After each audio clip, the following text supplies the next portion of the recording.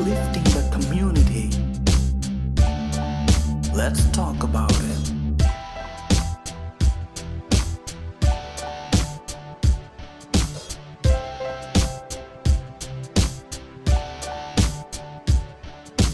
Real truth and power. Health. Wealth. Knowledge of self. Uplifting the community. Let's talk about it.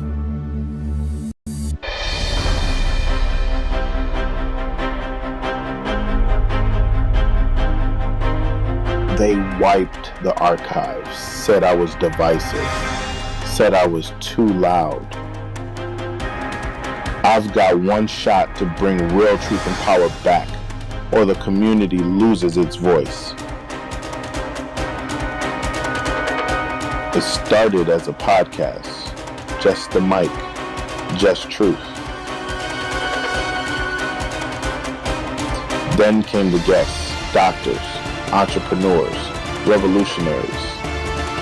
We laughed, we argued, we built something sacred. But the deeper we went, the more resistance hit. Algorithms buried us. Platforms ghosted us. Not because we lied, but because we told the truth. I was ready to walk away. Then, after practice, one of my players, 16 years old, pulls me aside. Dead serious, he goes, "Coach, that podcast, that was the first time I heard someone actually speaking to us." Then he smirks. "Also, you kind of went viral on my group chat. Don't let it die." That was it. I rebuilt the studio from scratch, mic back on, files restored, and this time, I hit record like it's war. Real truth and power is back.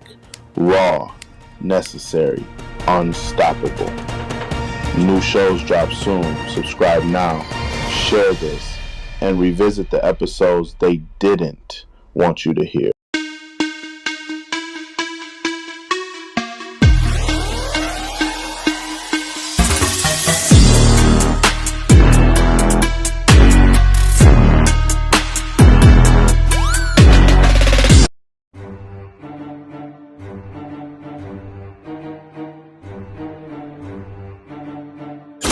You are now tuned in to Real Truth and Power, the show that uplifts the community with health, wealth, and knowledge of self. Here's your host, Everett Winchester.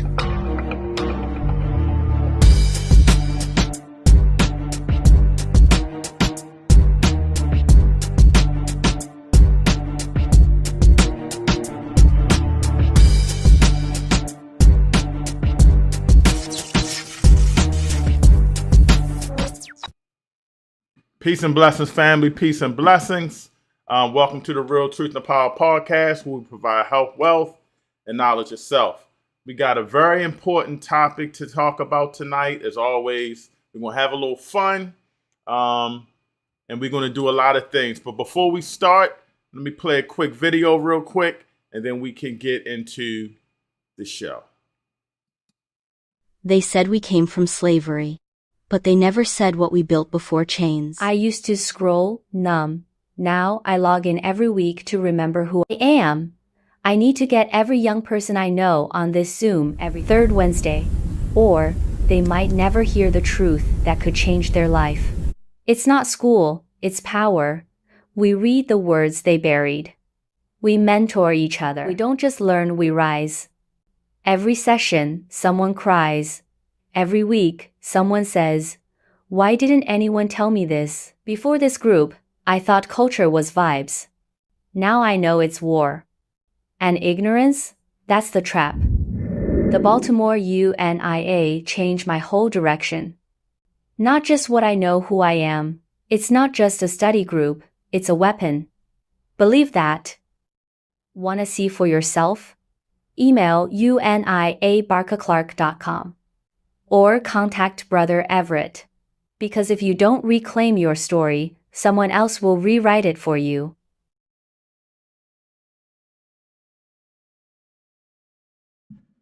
All right, family. That's the UNIA Baltimore Study Group every third Wednesday of the month. We got a lot going on within the UNIA. Hopefully, you guys saw last week's show. It was definitely powerful. We had a discussion and we talked about an elder that got jumped at the 7-Eleven. And since then, we've had a lot of great organizations in Baltimore. PLM, our organization, the UNIA, our lady president, a couple of people came up and we protested outside the store where the elder got jumped. Because enough is enough and we have to monitor what's going on in our community. And Sunday, we're going to be at a mall called Montgomery Mall. And we are going to walk from that mall across the street to the 7-Eleven in unison. It's going to be a bunch of organizations. Unfortunately, I will be away, but the UNIA Baltimore will be represented there. All of our officers should be there, as well as a couple other members. So it's going to be a powerful, what I would call rally. But I had a question. Because, this is something that we talk about a lot. And I wanted to bring this up and see what you guys thought. So first of all, good evening. Welcome to the Real Truth and Power podcast, where we provide health, wealth, and knowledge of self.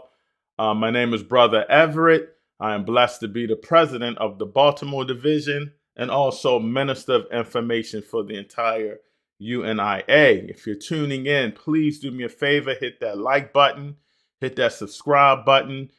Please hit the share button because we're going to have some powerful information to come out.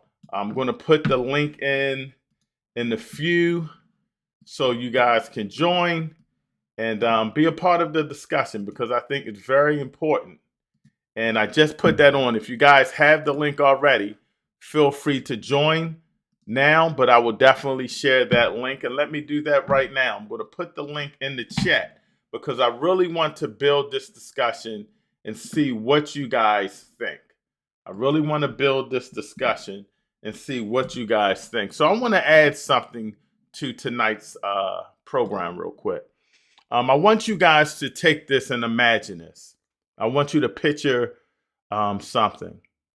Picture an elderly man leaving the grocery store. He has one bag in one hand. He has a cane in the other hand. He's walking home through his own neighborhood. Okay? He looks over one shoulder. Then he looks over the other shoulder. Not because he's lost, but because he's wondering, is he going to make it home? Now ask yourself this question. How did we get here? How do we reach a point where the people who built our communities are afraid to walk through them?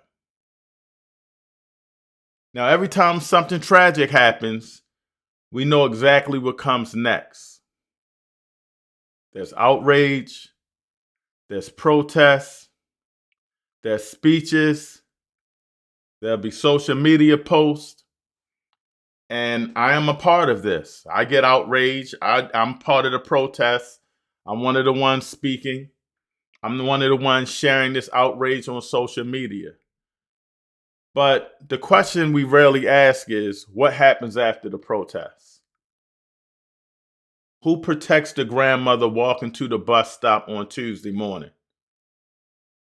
Who checks on the living elder who's alone? Who mentors the young brother who's trying to pick up the gun because he doesn't have a purpose? Who is responsible for the block after the cameras leave? So tonight's discussion is not about whether people have the right to protest. They do. I'm going to say we do. But the real question is whether protest by itself is enough to produce the kind of communities we say we want. I'm going to say that again. The real question is whether protest by itself is enough to produce the kind of communities, Black communities, that we say we want. Have we confused being heard with building power? Have we become more comfortable reacting to problems than organizing to prevent them? I'm going to say that again.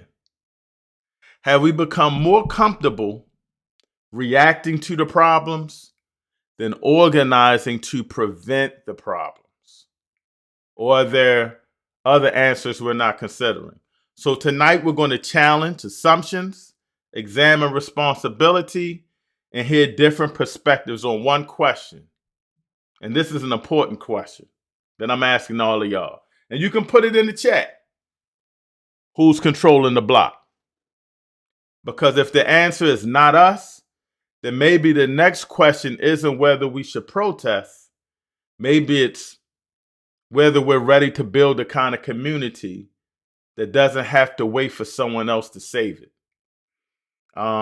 First Assistant President General, Brother Raymond Duguay, President General, the Honorable Michael Duncan, they always say, no one's coming to save us but us. So welcome to the Real Truth and Power podcast. Let's get into it. First, let me check the chat. And again, if you want to join, please feel free. And you could be a part of this discussion. First up, Debbie T. Garner, S7C. Protesting is a waste of time unless you have guns. Oh, Lord. Here we go. Foundational Black Americans need to take over Wall Street. Stop being scared of capitalism. So the FBA is in the building. The FBA is in the building. Dr. Shams got something huge up here. That's too big, Dr. Shams, so I'm going to read it. The United States flag is a phony and thinks that if you have one, it must be held up high so as not to smell or nor pay any real attention to it. And Israel colonial independence. Israel are a legal recognition of colonial independence by international law, also established by Papal Bull of the Roman Catholic Church. And the Pope, who used to kidnap and sell children for profit. Whoa, wow. As well as over Italy to the rest of the world, especially the United States, that was established by violence. Yes, the United States was established by violence. And slavery. If Black people are not reparated and separated, we should not be paying taxes to it. If we don't stand up as a people and fight for our own Black liberty and government, we are doomed. But as Black people are gods, people must say, sorry, Dr. Shans, it's a lot. Black children, teachers, they will mislead Black children, ending in jail. And then he has Holy Bible, Josue 4.6 in the Quran. Thank you for that, Dr. Shams. Peace and blessings, Dr. Dawg. Peace and blessings. I got to get with you before I roll out. Peace and blessings. And I think hopefully we're caught up in the chat. Race first, Lady Prez. Race first. You will be at the march. So feel free to join the link, Lady Prez. I'd love to hear from you. The third Assistant President General, Brother Oster Bryan. What's up, Brother Oster? Race first.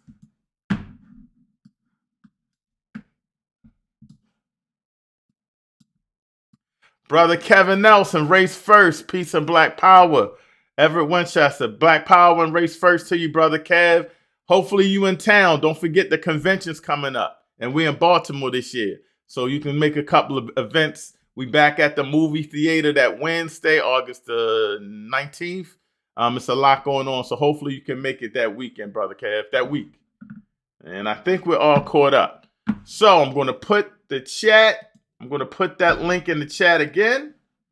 And we're going to come back and I'm going to talk to you guys right after this.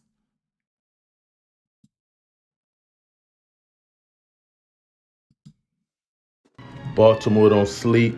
We move, hands in the dirt, feet on the block, food in the streets, knowledge to the youth. This ain't charity, this is power.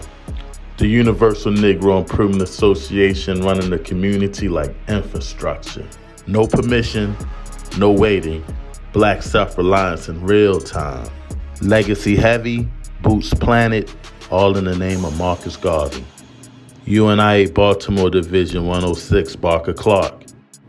We working.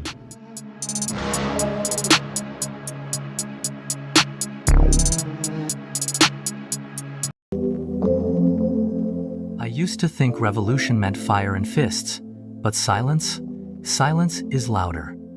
I need to speak at tonight's UNIA-ACL Zoom meeting, because if I don't, my nephew's gonna grow up thinking power lives outside our people.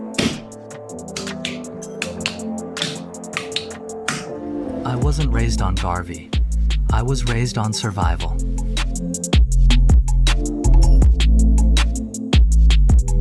But last month, someone on that Zoom said, Black unity isn't an idea, it's an action. That line hit me harder than anything in school, church, or the block.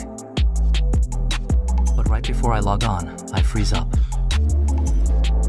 What if I say the wrong thing? What if I ain't conscious enough? Then I hear my nephew in the next room say, Uncle Malik, when I grow up, I want to be just like you. That was it. I hit join, and I told the truth. Not the polished version, the version our people need to hear. Turns out, that voice in your head, it's not fear, it's your ancestors. The meeting didn't just change me, it reminded me who I've always been. Join us, Baltimore UNIA, mass meeting. Join the Baltimore UNIA. Don't let your legacy pass you by. Your ancestors are waiting.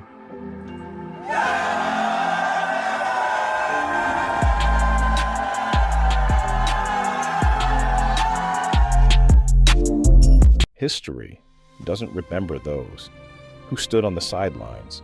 History remembers those who organized.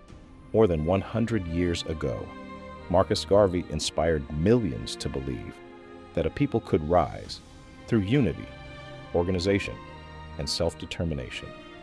Today, that legacy returns to Baltimore, now for 6 unforgettable days. History, culture, education, and purpose come together. This is more than a convention. It is the continuation of a movement. Join President General Michael Duncan and Garveyites from around the world at the 68th UNIA-ACL International Convention, August 18th through August 23rd, Baltimore, Maryland. One God, one aim, one destiny.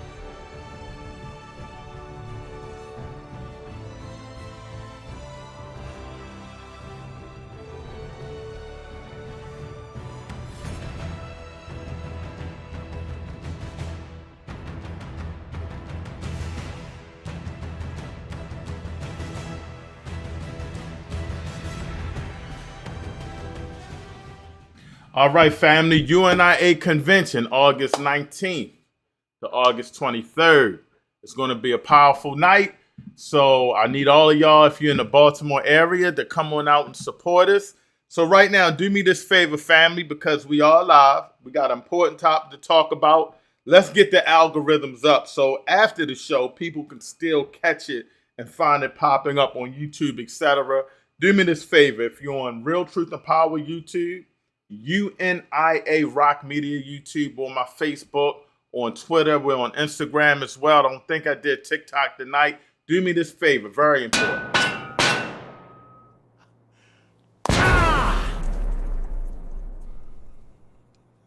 Smash it now! Hit that like button. It's free. Hit that like button. It's free. And also, help get this information out to everybody. So do me this favor. Share the show. If you're on Facebook or what have you, hit the share button. Hit the share button. It's very important. Let's get these algorithms up. And also, the subscribe button is very important if you're on YouTube, because you can catch when we go live. We're going to be switching up a couple of days now, maybe, so we're not going to always be on Fridays. I don't know yet. We're still working it out, but do me that favor and always hit that subscribe button if you're on UNIA Rock Media, or if you're on YouTube. Hit the subscribe button. Hit that subscribe button.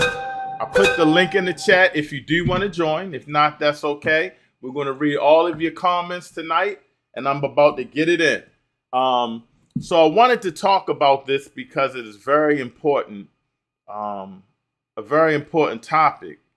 And I wanted to, I think about these topics before I go live, because, we're affected by so much in our community.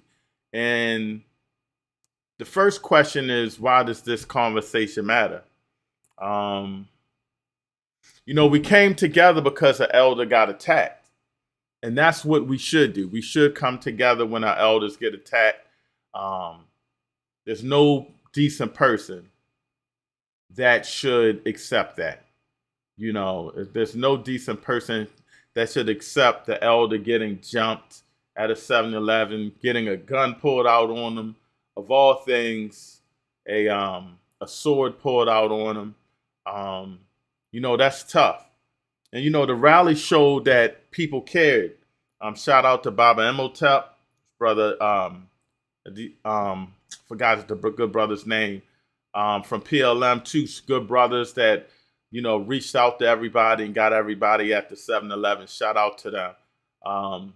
And shout out to all the organizers that are going to get people out this Sunday. We're going to be back out there, and we're going to walk across from the mall to that establishment. But caring isn't always changing the conditions. And so my question is, we owe it to our elders to be outraged, but the time is now for us, my generation, our generation, to stop complaining and start trying to make change. Is protest enough? Is protest enough? Because it seems like when we're protesting, what we're actually doing, to me, is we're actually asking someone for help. We're actually asking the politicians. We're actually asking the politicians. We're asking these people, hey, we need you to help govern our community. We're outraged by this. We're outraged by the conditions we're living in. We're outraged by the youth and what they're doing. We're outraged that our elders can't stand up for themselves, and they can't go to the store without feeling threatened, and they don't want to come out the house. We're outraged that we have open, in Baltimore, I can at least say, we have open drug markets where people live at, that that you can probably get any kind of drug. So we want to ask, do protests matter? They do matter, because it lets a voice be heard. So I don't want people to think that protests don't matter. But what I also want people to understand is that we have to do more. And what level will we go to do more? And that's the part that we have to ask ourselves. What level do we have to go through to do more? Are we ready now to take the block back? Are we ready now to say enough is enough? Or are we ourselves afraid? We keep talking about the mayor or the Democratic Party or the Republican Party. We keep talking about these people, but we don't talk about what we need to do, and are we afraid? We have all of these organizations that come up, that'll be coming up, and not just this event. And shout out Race First President John of Atlanta and one of our commissioners of the UNIA. So one of the things we often do is we often complain about the things that are going on. But when there's, I'm going to try to say this the right way, when there's a chance that we can do something about it, what are we willing to do? Are we willing to take the block back? Are we willing to go out there and say enough is enough? No more. We're not having it anymore. We're going to fight. You're not coming up on this block anymore. Are we willing to get our kids locked up, the youth that were out there that night with guns? Are we ready to clean up the drugs in the community? Or have we established the fact that we've normalized it and these are the conditions that we're going to be in? I hear a lot of times when we're talking, people will come up and say, we're in dire times. When you don't have food, you don't have money, you're in hard conditions. You got to do what you have to do. And I understand that. I definitely understand that. But should that affect our elders from getting jumped? And so these are the important questions that we have to ask ourselves. And it can be tough. It can definitely be tough. For those who didn't see it, and I don't like to share, but I just want to fill you in from what I'm talking about. I'll show this brief incident real quick. Automatic rifle and sword was involved, and we have a warning. Some may find the video in our story to be very disturbing. Police department need your help identifying these 6 individuals. The video provided by police shows an armed robbery and assault in progress. It starts with someone sprinting toward a man police say is 74 years old. The person can again, the elder 74.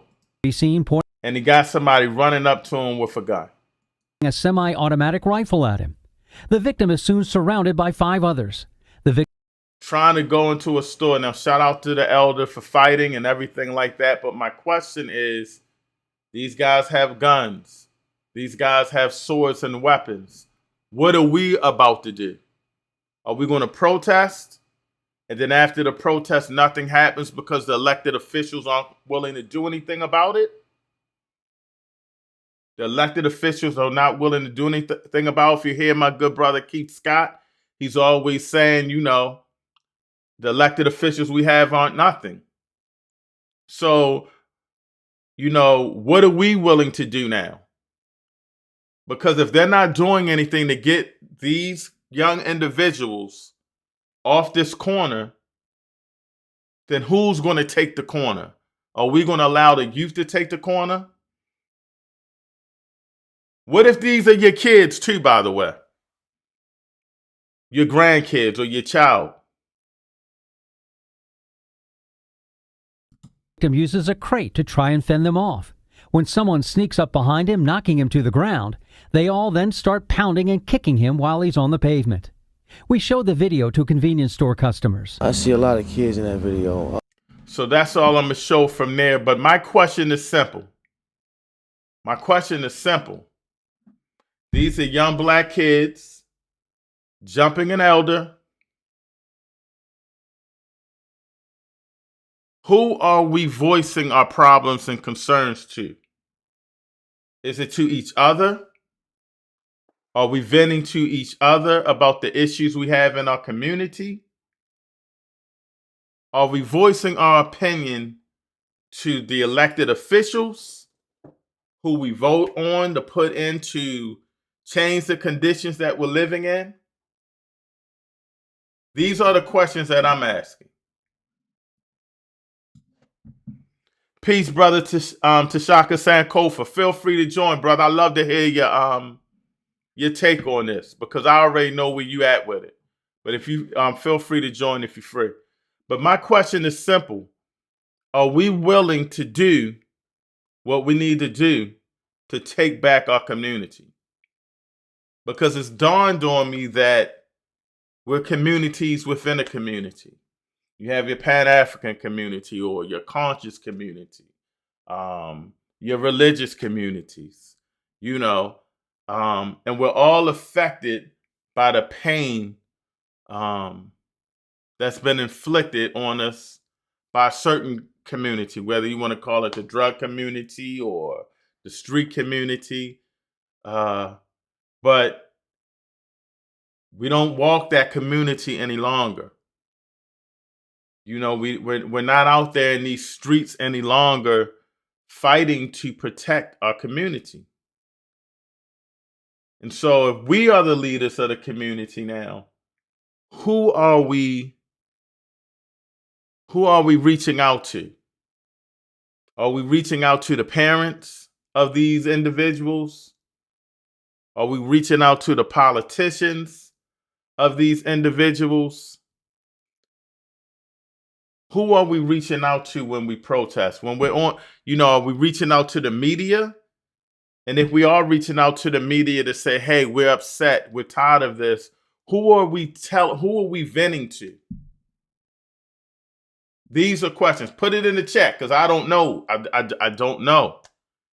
I do know, and I feel the urge to say we need to set up shop and say no more.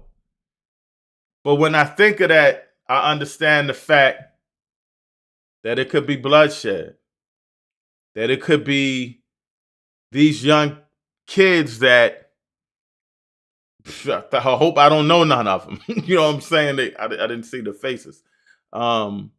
These young kids that, I probably, one of us coaches basketball, football, or they're in the boxing gym, hopefully. Probably not, because they probably wouldn't be out there, but you never know.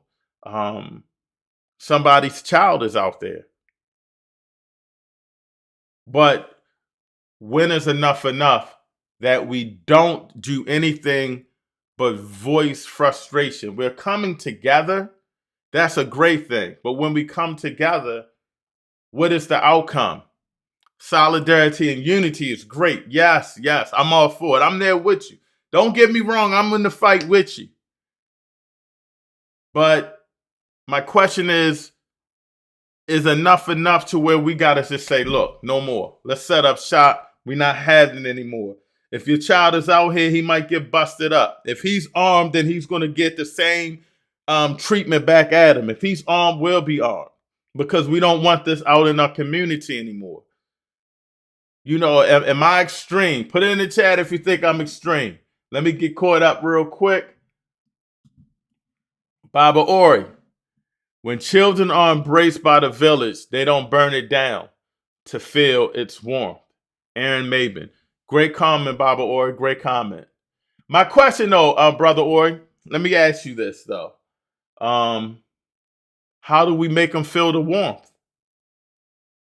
What do we need to do to take it to the next level? That's what I want to ask you. Put it in the chat. You can come on in as well, Baba Ori. I put the link in the chat, I think. But I'll do that again. But if you don't want to join, as always, don't forget you can always. I read all the chats. I read all the chats. So I'm gonna put that back in there again. And hold on one second. I see my man Reed in the building. Hold on one second. Let me get caught up on the chats. My good brother, the street soldier, Tashaka. You're going to have more and more vicious, heinous crimes until we build trade and vocational schools as well as after-school programs. Great point. The next question is, who are we depending on to do that? Maybe some, we know we have extracurricular activities, basketball, football, baseball, boxing. I'm a sports guy. They're STEM, but these kids aren't going to it. But maybe we have to start doing these things on our own, and doing it. Baba Ori saying, I see the target on there. I see the target on there. I see you, Reed. Hold tight 1 second. Pan-African First. Hey, brother, I have a question. On Monday, you mentioned an event on UNIA Rock Media that will be held in Washington, D.C. on August 23rd. What time does that event start? August 20th. That event starts at, I want to say 12:30. For those who don't know, our convention is going to be in Baltimore, but that Sunday, August 23rd, we are going to take a bus. For those, if there's room on the bus, some of us will drive, but if you want to get on the bus, let me know now because there's limited spaces. It's for the UNIA members that are out of town, but if some leave that Sunday, we have spots on the bus. So let me know. It's a small fee, real small. We're going to go to the Civil War Museum. We're going to do a wreath laying ceremony by a minister of protocol. And we're going to have a UNIA exhibit that's just powerful and you don't want to miss it. So it's going, I would say 12:30 at the start. We'll be at the Thurgood Marshall Center and the Civil War Museum. So please hit me up for more details. Put your email in the chat if you can, and I will definitely fill you in on that information. And all right, I'm going to bring in my first guest for the night. And again, I'm going to put that chat in there. If not, I'll flow my butt off because this is an important topic. All right, I'm going to warn you. We got to be on point because my good brother's a little wild. But he speaks his truth. He speaks his truth. Hold on 1 second, Reed. Let me bring you in.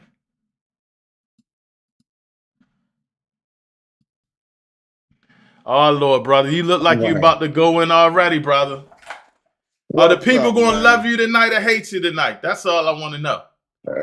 They going to do both, man. They going to love me and hate me. Oh, you know Lord. why? Why? You know why? Why, because brother? they know I speak the truth. Now, they always say I talk about the problem. So this time I'm going to talk about the solution, brother. Okay, I'm ready. Now, I want you to repeat your topic to me because I'm going to give you the answer right there. What is your topic, brother? Is protest enough or should we take the street? So I know you out of town up New York. So I don't know if you saw the video and I know the elder that got jumped at the 7-Eleven. You heard about that across from Mondawmin, right? Right. So Mondawmin Mall in Baltimore crosses the 7-Eleven. Right. And so they did organization PLM got a lot of our organizations together in Baltimore. Went outside and, did a protest. And we're doing another, I would say, protest Sunday. I'll be out of town, but Sunday. And the thing I'm asking, because, we need to let our voices be heard. But is that enough now? Are we punks? Okay. Are we punks, brother? Do we need to take the block back or are we scared? I mean, let's put it out there. Okay, let me explain something to you. First of all, what are you protesting for? You protested because the man got jumped? Okay, you always say I talk about the problem. I'm going to give you the solution to all that. You don't need to protest. What we need to do? The solution is? The solution starts at home once again. It starts with you, the parent.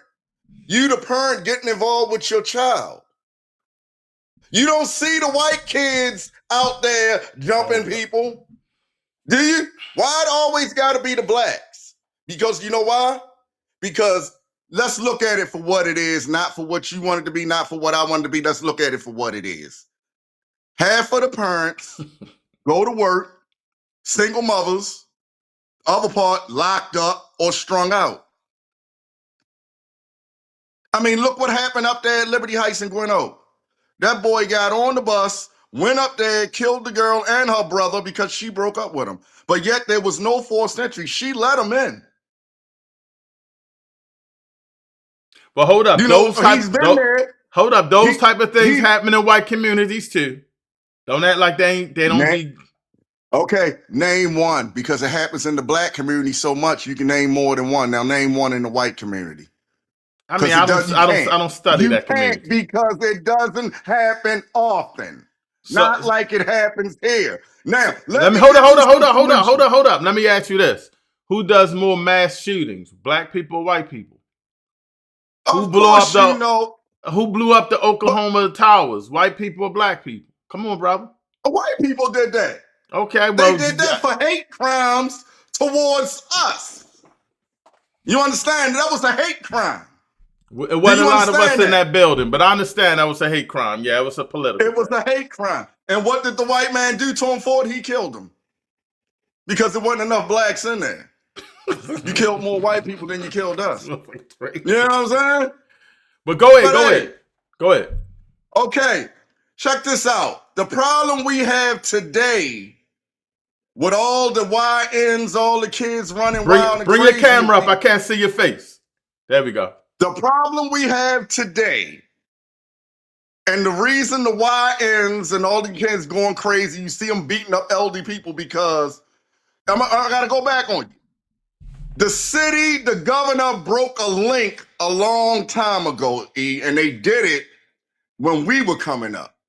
Broke a link? They broke a link. And you know what that link was, E? And this is when it started. When they closed down the rec centers. I agree. When they closed down when did you see any kids walking around with baseball uniforms on? Or basketball or football uniforms, playing like they stopped that. They broke the link. I agree there. Kids in Compton said one time they had a basketball goal out in the middle of the street. And all they did was play basketball out in the middle of the street. Said the police came around there and took the goal. When they took the goal, they started selling drugs and getting into other stuff. Hold your thought real quick, because I'm a veggie back on what you said, which is very important, because a lot of people will say, and Mr. Blue Fire 17, I think that's you, Brother Tommy. Let me know if that's you. You need to join on this one, Brother Tommy. But a lot of people say, well, I see all these AAU teams, but that's not a lot of people. AAU is very expensive. And if you aren't on a sponsor team, that. But when we were younger, you had to play. We had Enrico. You had Enrico, Bitlow, BM, Project Survival. About it. That's gonna right. Sign up for baseball. Hey, you gonna sign up? Yeah, I'm signing up. You don't hear that no more. That's right. The governor, they took away the link. I agree with you. And they didn't replace it with nothing. I agree with you. When you take away something like that, you got to replace it with something. If not, they're going to run wild. And over the years, they have evolved. I agree. Now they were running around wild. Now they taking over malls. Now they closing down malls. Now they fighting in the middle of the street. Now they fighting in the malls. You know what I'm saying? They're actually ruining the economy. And then on top of that, a lot of businesses are pulling out of Baltimore City. Did you know that? I do know that. You know that, right? Yeah, I do know that. The city is going to wind up being another Detroit. We're going to be another Detroit. What you mean by another Detroit? Detroit lost a lot of industrial businesses. Yeah, Detroit has blocks, row houses, empty blocks. They already buying up these houses in the city for the hospitals. That is true. At one time, they were trying to get out the city. Now they trying to bring them back in the city and push us out in the county. I think one of the reasons why the crime is going down because it's going up in the county. I think that's. Who said the crime is going down? Who said the crime is going down? Oh, Lord. The stats do say that, brother. I just remember who said, because I could have sworn we just had a shooting yesterday. I could have sworn a girl just got shot up on Pennsylvania Avenue the day before that. And I could have sworn somebody got shot the day before that over on East Baltimore. And the day before that, up Park Heights. You call that down? Hold up. It's been a shooting every day. So you hold on, calm down, brother. And if you want to join on with Reed, because he's going off tonight, I'm gonna keep Reed on tonight. If you want to join and talk to him, I'm gonna keep him on tonight. Check this out. I don't. It doesn't seem like the crime is going down. I'm just gonna say I agree with you there, even though the stats may show it's not enough. And brother Keith Scott says. Hold up, Reed. City Hall, don't they? Brother City Keith, Hall give us put my glasses in. Of course, I'm gonna make myself look good. Keith Scott says if we was capable of taking care of our own people, things like this would never happen. Black first. And I agree 100%. We the people are coming. Okay. We the people are coming. Shit. Hey, I'm scared of this future that we got out here now. That's the people that's coming. These young kids that you see out here taking over these malls, popping e-pills, that's the ones they the ones coming. I'm glad I won't live to see it. Brother Tom, he's talking about the Rex when you said they took those programs away. He said they took the money and put it in their pocket. Shout out to Brother Tommy. Woodlawn Falcons football forever, brother. Do you remember when the school fund, when they found out they were stealing out the school fund for years? This was about 10 years ago. The state's attorney said every time he flipped a page, it went one direction to the next. To the point, they really didn't know who took the money. The people that they got were scapegoats. You understand that? Because if I took $90 million, you're not going to find me that easy. I don't give a damn if you got my picture. My good brother, the doc, Dr. Daw, what up? He said we had been Detroit before Detroit. Not necessarily. Because number one, back in our time, Ed, you remember the Inner Harbor used to jump. Yeah. Right. Look at it now. That's turning into Detroit. We didn't do it. It's this generation right here that they didn't give nothing to. Well, let me ask you this. Into nothing. You blaming a lot of this generation, good brother, but what did you do? I'm not what did you do? What did you do to stop all of this, brother? You doing a lot of complaining, brother. Okay, I'm trying to give you that. Now, what would I do? Okay. What? Hold up. Well, hold up. Go back. What did you do to try to stop some of this stuff? Before you say what? Okay, I'm gonna be honest with you. I'm a straight up person. You ask me that question, I'm gonna be straight up with you. What the hell you want me to do? I work a 9 to 5 just like you. I hold no power in office or nothing. I can go down to City Hall and put in a request to talk to the brothers, but they ain't gonna come down and talk to me unless I got some money for them. Unless I own a business. Brother Shabaka says, one love, peace, and power and unity with the UNIA. The American capitalist system is collapsing. The European empire is falling. We must unite. Brother Shabaka, you came on last week. I didn't get you on. Jump on. I get you on with Reed. I put the link in the chat. We must unite. But before we can unite, we got to educate these kids. We got to not only educate, we got to motivate them. These children today were born into nothing. They don't know about a rec center. They don't know about baseball, football leagues like that. Not like we did. It was fundamental. If you couldn't get in Enrico, you go down to BBL or to the other league and get in. Get somebody address to live in the neighborhood. It's not like that now, E. They did it. It started 89 going into the 90s is when the rec center started closing. And when they broke that link right there and didn't replace it, that's when stuff really started going wild. Brother Tommy says it's going up county and city. He's talking about the crime. He's talking about the crime. And he says he was right. I guess he's talking about you saying you're right. And now check this out. The county still holds faith with their people out there. I put the link in still got them. I put the link in the chat, Brother Tommy. Let me know if you can't get it. He said send him the link. He wants to join you. The county still has it. Has what? Now check this out. The county gets more money than the city. You know that, right? Yeah, I know that. Because that's what Woodlawn and Team Rumble's out in the county, my basketball program. Okay. Shout out to Coach Chris who's running it. Right. You know, the county has their programs. You know, a lot of the crime out in the county really came from the city because it's what it is. It's Section 8 out there. You know, look at Columbia. Columbia was not built for no black man. It was built for the white man. But what happened? All those white lawyers, doctors didn't migrate out Columbia. So what they do to save Columbia so it wouldn't be a financial disaster, they opened the door to Section 8. Did you know that? I knew that. Did you know that? Yes, I knew that. Yeah. Right. You go out Columbia and get a place like the movie stars live with a voucher. And what happened? You got crime out there. You know, you go out there, you see something different, but it's just as dangerous as in the city. So let me ask you this, because you was flowing.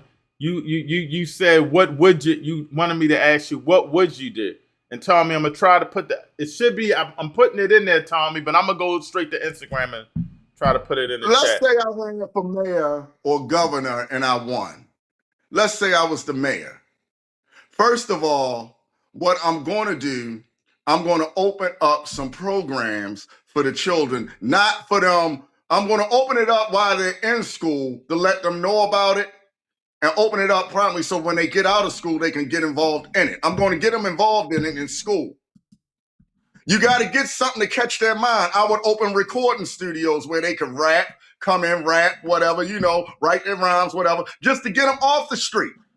Then if I was the mayor, I wouldn't be down there at City Hall talking shit. I'd be in my car, my limo. I'd drive around the street and see people hanging on the corner. And I get out that car and I ask them, if you had a job, would you be on this corner? And if they tell me, yeah, okay, I would help them get a job. You know, that's what mayor's really supposed to do. You ain't really supposed to sit behind no office and look pretty. It seems to me, I see you in the, don't go nowhere, Brother Shabak. I'm going to bring you in 1 minute. Let me try to do something real quick. It seems like you got a disdain for the mayor, good brother. Because he's lying to the people.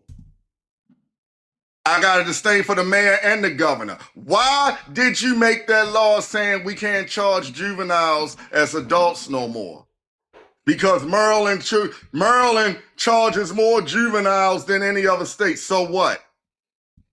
Who out here committing the crime? If you old enough to shoot and kill somebody, if you old enough to take a life, you old enough to be charged as an adult. But soon as one of the juveniles do it, first word come out the people's mouth. Oh, mental illness. But yet you can go get a gun and squeeze a trigger and take somebody's life. You know, the laws are messed up too now, because if you're old enough to take a life, you're old enough to do time. It's twofold. I mean, I'm going to bring in a guest with you, Reed. I'm going to bring in a guest with you. Peace and blessings, good brother. One love, Soldier. How y'all? I'm doing well. I'm glad you can make it on today. Let me know if you agree with my good brother or not. He's going in. He's frustrated, definitely, with our community. He's frustrated with our mayor, etc. I'm not sure if you heard the everybody, but I'm not sure if you. The governor's an idiot. I'm not sure if you. The governor's an idiot. Let me flow real quick. Calm down, brother. I'm not sure if you you knew of the situation. A Baltimore elder got jumped. We talked about it last week, and we're doing some protests. So my question is that enough now? After the protest is over, they're still running the block. What do we need to do as a community? What do you say to what my good brother Reed was saying? And what do you think about what I just asked? And then let him flow, then Reed, you can go in. Organization comes first. We got to organize ourselves as a people. How can you do anything? The mayor depends on organization. The system is built for us to fail unless we become organized and chart our own course. We can't put anything apart ahead of us organizing as a people. I agree. We have to have young men and women out actively working for their communities. You know what I mean? We may not be able to pay them much at first, but they'll prove themselves through their dedication to their people. We getting it mixed up. We trying to pull the cart before the horse. You know what I mean? By not organizing ourselves. I'm from old school, man. I've been doing this, trying to organize for years and years and years. You know what I mean? It's a continuous struggle, and you got the FBI, CIA, and you got others there, your own kind, fighting you back and holding you down. But our people must prove our worth by our dedication to our people. You know. I grew up in some of the hardest spots: Philadelphia, Camden, New Jersey, New York City. Only thing we lack is organization. I agree. I agree. No, hold tight. Now, Reed, I want you to respond to that because my good brother says something that's important. We got to get out there, brother. You got to get out. Well, brother, did you grow up here in Maryland back in the 70s? They call Camden a murder city. So I know the crack and the cocaine. New Jersey. No, I didn't grow up in Baltimore, but I'm familiar with Baltimore. Okay. Well, back in the 70s, during your time, Baltimore had a program called Operation Champ. Operation Champ was an organization, black organization that came around. They helped clean up the neighborhoods. They threw block parties and all that. During that time, during the 70s, crime was down.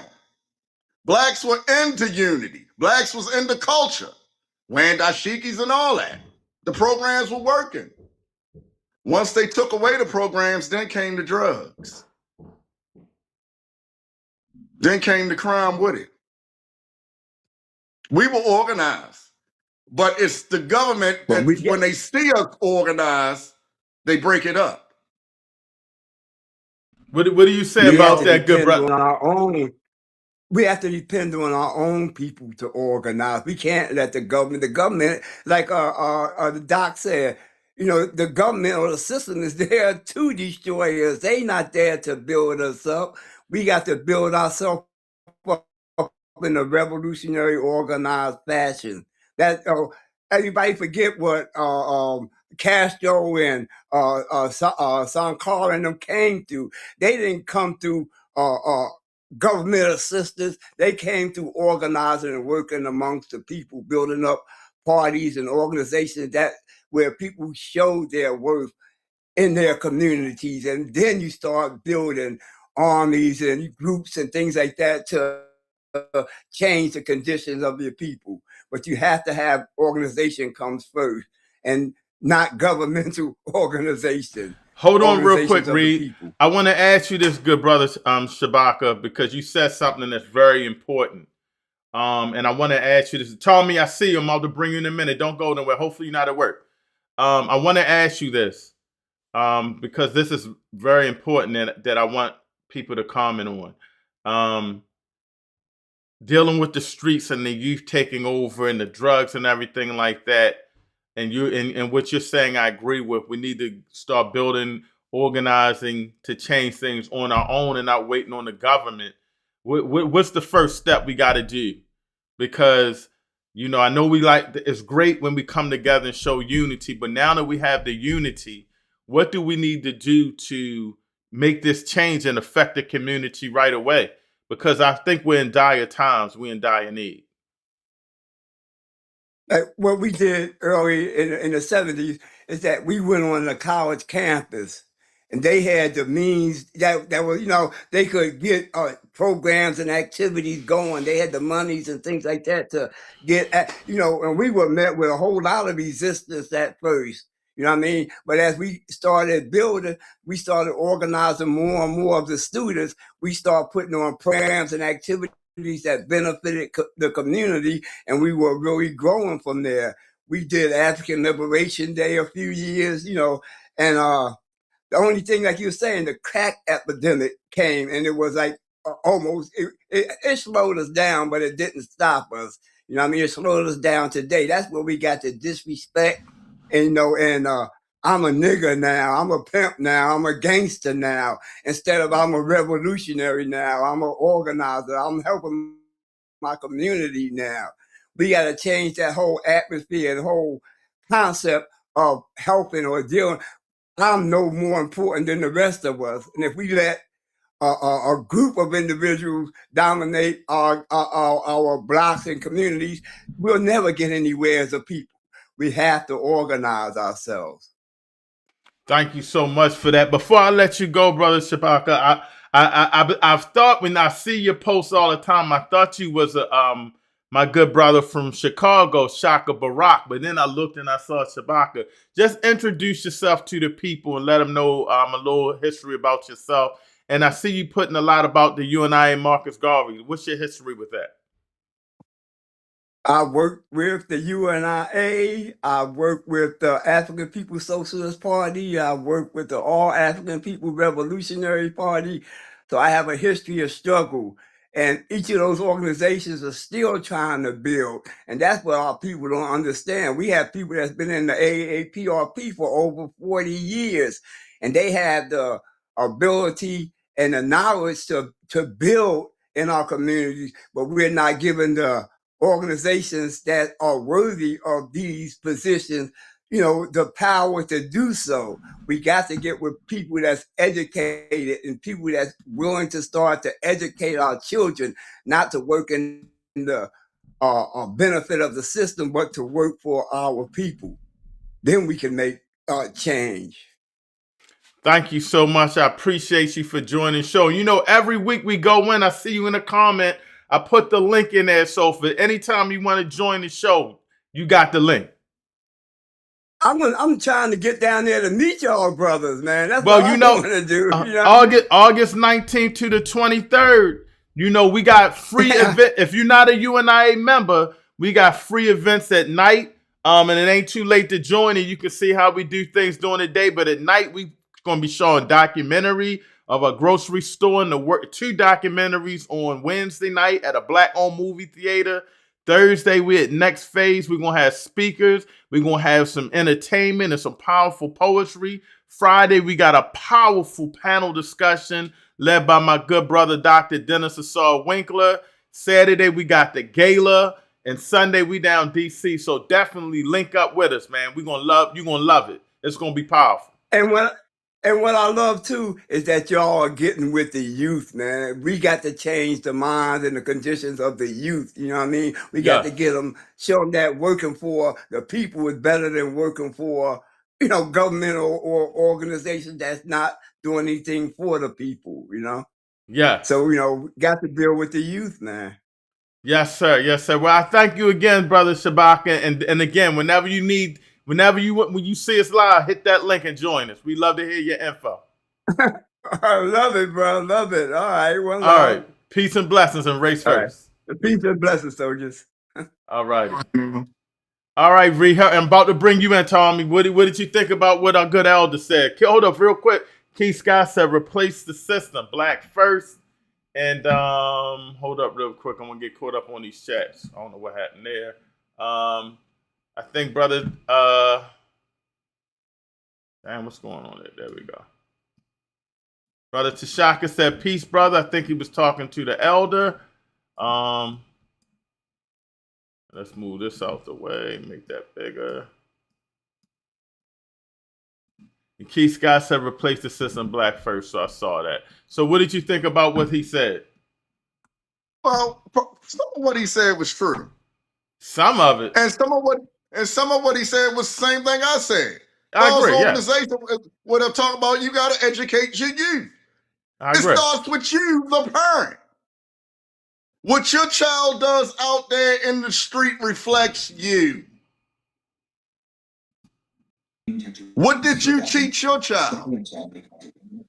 So hold on real quick. Your child goes out there and represents you. Hold on real quick. But Baba Khalil says the discussion is good, but the actual planning don't need to be public. The major discussion needs to be behind closed doors. So peace and blessings, brother Tommy. I'm gonna put it in the chat. I hear something in the background, but I think we good. What you at work? Let me move somewhere. Okay. Nah. So what do you think about the discussion so far? I think it's on point. I really think it's on point. I think we need to take back our youth. We destroyed our youth when we said that they couldn't be prosecuted. We let them commit crimes and we let them right back out. I work in the system and I see it. Okay. I've been in the courts where we had parents that came, told the judge, when is my son going to get out? It's the first of the month and rent is due. So we already know what that means. She knows that he's on that corner. Right. Okay? So what the problem is that there is no more parents. Parents have become best friends. They enable the behavior. They house the behavior. So there is loss. So the kids have no respect. Okay, respect. It used to be a time where women and children were off limits, and we are seeing now. We're seeing more kids, females getting hurt, shot, killed. Okay, grandparents. It shouldn't have been a way that kids jumped that old man like that. Okay, it was. I cried out because as being a black father, okay, E, you've been knowing me for the longest time, and the passion I have for our kids, and to see somebody's kids jumping that man for no apparent reason, okay, just because they wanted to get giggles and kicks out of it, okay, it's a shame. First of all, remember when we was kids at 11 o'clock, the thing used to come on TV, it's 11 o'clock. You know where your kids are? That's gone. Hold on, Tommy. Hold on real quick. It's 10 p.m. Do you know where your children are? Since the very first 10 o'clock newscast aired on WNYW TV in the late 1960s, it's always been immediately preceded by an unmistakable public service message asking, well, you know. It's 10 p.m. Do you know where your children are? It's 10 p.m. Do you know where your children are? It's 10 p.m. Do you know where your children are? It's 10 p.m. Do you know where your children are? And believe it or not, we were able to track down the promo writer responsible for this piece of local news history. Mel Epstein's his name. That's what you was talking about. We had one for Baltimore. You like that, don't you, Reed? Right. And you know, it was 11 p.m. Do you know where your children are? It was 11 p.m. in Baltimore, right? Yeah, but it was 11 p.m. Do you know where your kids are? You know, and we got away from that. You know, now, like I say, it starts at home. It starts at home. But if the parent is out there in the streets, how you gonna tell your kid to be at home and you not at home? Okay, you out there in the streets. Okay. Now let me ask you this. You know, and it's a problem. I'm gonna ask you this, Tommy. Then Reed, I want you to jump in because, and Tommy, you know, I just coming up, just worried about keeping my kids out the street, especially my son. I was always coaching, and even when he got older, I continued to coach for a while. So I see a whole bunch of parents invested in their kids, but it seems like that's the few. There's so much more that's not out there. That am I right on that, or what? Why aren't they connected? You're correct. You see a handful because you gotta realize babies started having babies. The age got younger and younger. Okay, so where is that you were older raising your kids and giving back, you know, because your childhood and having your kids involved in sports, keep them out the streets and stuff. Now these younger generations started having babies at 13, 14. So they raising babies themselves. So they don't know how to be an adult. They just know how to be a kid with their kid. Right. Okay. And then you bring in the system is corrupt. When they get the money from the federal government for these programs, for the rec centers and stuff, instead of opening the recs, they closed them and put the money and act like they still was getting the money for the youth. Okay. And that's one of the problems. Okay. You remember we used to go down. Hold up, Tommy. Down to the dome. Go back. And stuff. Hold up, Tommy. Go back because you said something Reed just said when Reed was talking. Talk about the money being stolen and stuff like that. You said that and he said that. The money for the parks and recs, it was federal grants that was given, okay? But for the city. And I give you a prime example, E. You was on the AAU circuit, right? AAU circuit, when we had AAU tournament, right? Local. If you won the AAU tournament, right? And to go to nationals, they were supposed to front, there was money put up to support your team going to AAU. So if you was going to Orlando, your team was supposed to be funded for the coach and the team to be able to participate in the tournament, right? What? Why would he have these? Yeah, and why did he have these teams on the corners with buckets trying to raise money to go to when they especially Baltimore City, okay, had the funding. I do remember stolen. I do remember, but I didn't know they was. I thought we may be a little bit like 1,000 or so. I didn't know it was funded. It was fun. The money was put in the budget for the AAU programs, for the rec centers and stuff like that. If your team made it, okay, and you was a city program, there was funding there to support your team to go to the nationals, because you was representing Baltimore City, state of Maryland. Okay? I need reparations. And guess what happened to the money? I need reparations, Tommy. I don't know how many times I done went to the nationals, and I've never finished under second place. Exactly my point. Exactly my point. How I found out is when my team won, and then I went up for it. They telling me, "Oh, you don't qualify because my team was a county team, right?" So then I said, "Okay." So then when you had the other teams from Baltimore City go, there was still no money. They raising on the corners, raising money. You got buckets. You got kids doing dangerous things in the middle of traffic with buckets, running out there trying to get money and stuff like that. Run through parking lots to put money so these kids can go to these programs. The funding is there. They have funding for what they want to have funding for. It's like Baltimore City. You got money to sit there and tear the city up to put these daggone bus lanes in the city, and these bike lanes in the city. It's a terrible. When I come up to Baltimore and I drive around, that you got one lane when it used to be two lanes. We're tearing up. Where's the money for all that?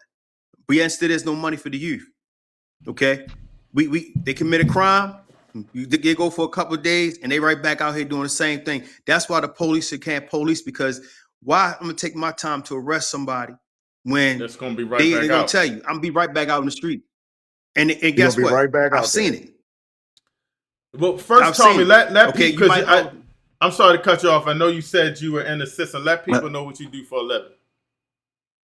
Right now, I'm currently a probation officer. I'm a probation officer for the state of Maryland. Okay, I worked in the juvenile detention centers. I worked in the jails. Okay, I was a Baltimore City police officer. Okay, so my background goes on all aspects of it. Okay, so and I understand the system. I seen how it works. Okay, now people get on these police officers. Police officers can only do so much. You get tired every night. You go out there to risk your life to lock these kids up, and to turn around, you take them down there to get processed. And by the time before you leave, they coming out. You coming out the gate. They come out the side. Call their mother down there. She all hired up. She signed them out. Bam, they gone. They go to court. Same thing. They're being released. I done signed body waivers for them to go up to court just to come back and sign a body waiver to the parent, release to the parent, and the amount of crimes they've committed. And and like you said, like the brother said, we become a Detroit. You know how it was when we used to go to National in Detroit, how everything is closed up, and everything, and the violence is terrible. Okay. We becoming that right there. You got more people do I blame you and I in Detroit? Maryland, somebody come in here. Say that again.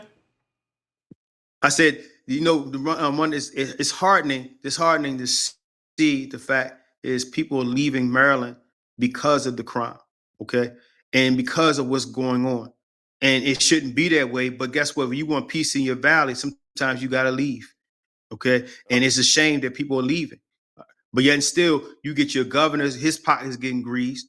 You got your mayor running around here and acting like he a gangster all of a sudden. Okay. Back in the day, when he first got in the city council, he was a little humble, little quiet, little thing, right? The minute he became mayor, he started punching up and got his shoulders up. You on the news, you trying to tell females off and all that other stuff like that. You so hard. I'm from Park Heights. Okay. What does that mean? But what are you doing for the city? You're promoting people to that's criminals, but yet and still you lining their pockets, but them pockets of people that need to be funded, you're not doing anything about. You're not being transparent about what's going on with the funding. There's a whole bunch I could talk about, but it's a time where right now we in a crisis mode. We as Black men, we got to come together some kind of way and help these young people out. Even though they don't want the help, they think they know it all. We've been there. When our parents used to tell us certain things, we act like we knew it all, right? But sometimes we got to fall on our face. And once we fell on our face, then we realized and became humble that this is what we want to raise our families. We want better for ourselves. We rather work. The fast money is not always good money. Okay, but when you got these social media is taking over now, Our kids on social media, or they seeing the entertainers flashing all this money. That's what they want. Okay, they don't want to work hard like we did. Get up there and you function on an hour's sleep because you went from one job to the other job.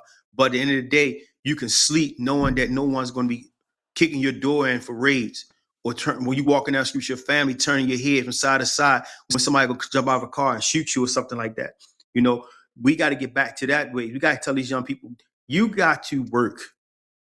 Anything that's worth having, you got to work for it. Okay. That's what we got to start preaching to these guys. Okay. You worked hard, Everett. You know, you struggled, you worked hard, but you provided for your family and you still providing. And you're not in and out of jail. Okay. But you provided and you showed your son a path. You showed your daughters a path. That's the same thing we have to do. I do the same thing for my kids. Okay. I showed them, hey, I work 16-hour shifts. Come home, So you get a little agree bit it of sleep, starts right at back home. at it. So you agree it starts at most home. definitely starts at home. Let me ask you this. It always starts at home. Let me ask you this, Tommy, before I let you go. If it starts at home and how do we get that? How do we get black families back on track then? You know what, E? I'm gonna tell you something. That's hard because they're so far gone. Damn. That we in a society right now, it's so far gone. It's really gonna be hard. It's going to have to come from up above. Something's got to tragically happen to turn it around. Because like I keep telling you from day one, babies having babies. Okay, mamas want to party with their kids. Okay, you got young people out here that's been young men that been put into the role as being head of the household at an early age, and they started with giving them these names, little man. You run the house, and he's thinking that he's running the house. Okay, sir. I mean, it's funny, but it's the truth, though. We gave them these names when they was little. Man, little man. Okay, and they grew up thinking that they are this man. Okay, they grew up thinking that they hard and stuff like that. Anytime you walk around, I give you another example real fast. When we was kids, right? When you be a group of guys running around in the streets, and you was even smoking weed if you did that or whatever. The minute you saw an elderly person coming down that street, you straightened up, you put it out what you was doing, you wasn't cussing. Yep. And if some one person in your group was cussing, you checked them. Okay. Right. Now, the young people around here now, what do? They cuss in front of somebody and dare you to say something to you.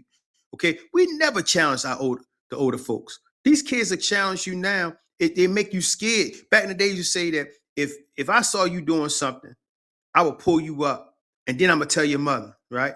Now people scared because you trying to attack that person who's telling you right from wrong, and then they go to your parents. The parents are not gonna believe what you're saying. They're gonna go to her. Oh, you shouldn't have talked to my child like that. They tell the kids. The parents tell the kids. They go to school. You ain't gotta listen to that teacher. Teacher say something, you cuss them out. They ain't your mama. But in our reality, for 7.5 hours a day, really they are your parents. That's right. Yeah. So like I said, it's got to come from up above. It's too far gone. And the crazy part is it's just not in Maryland. It's everywhere. It's every state now because worldwide. It's all over. You got these kids running rampant all over. It's all over. It's just we gratify Maryland. You still think organized is going to help? Well, you have organized. It's not going to work.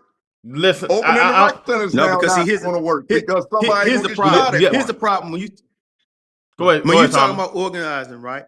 Mm-hmm. When you talking about organizing, it's for the second of the moment because the minute it's dispersed and it stops. Let me ask y'all this. Everything goes right back. Okay. Before I let you go, Tommy, let me ask you this. When I think of organizing, I think of organizing to take back the streets. I think it's up to our generation to do something.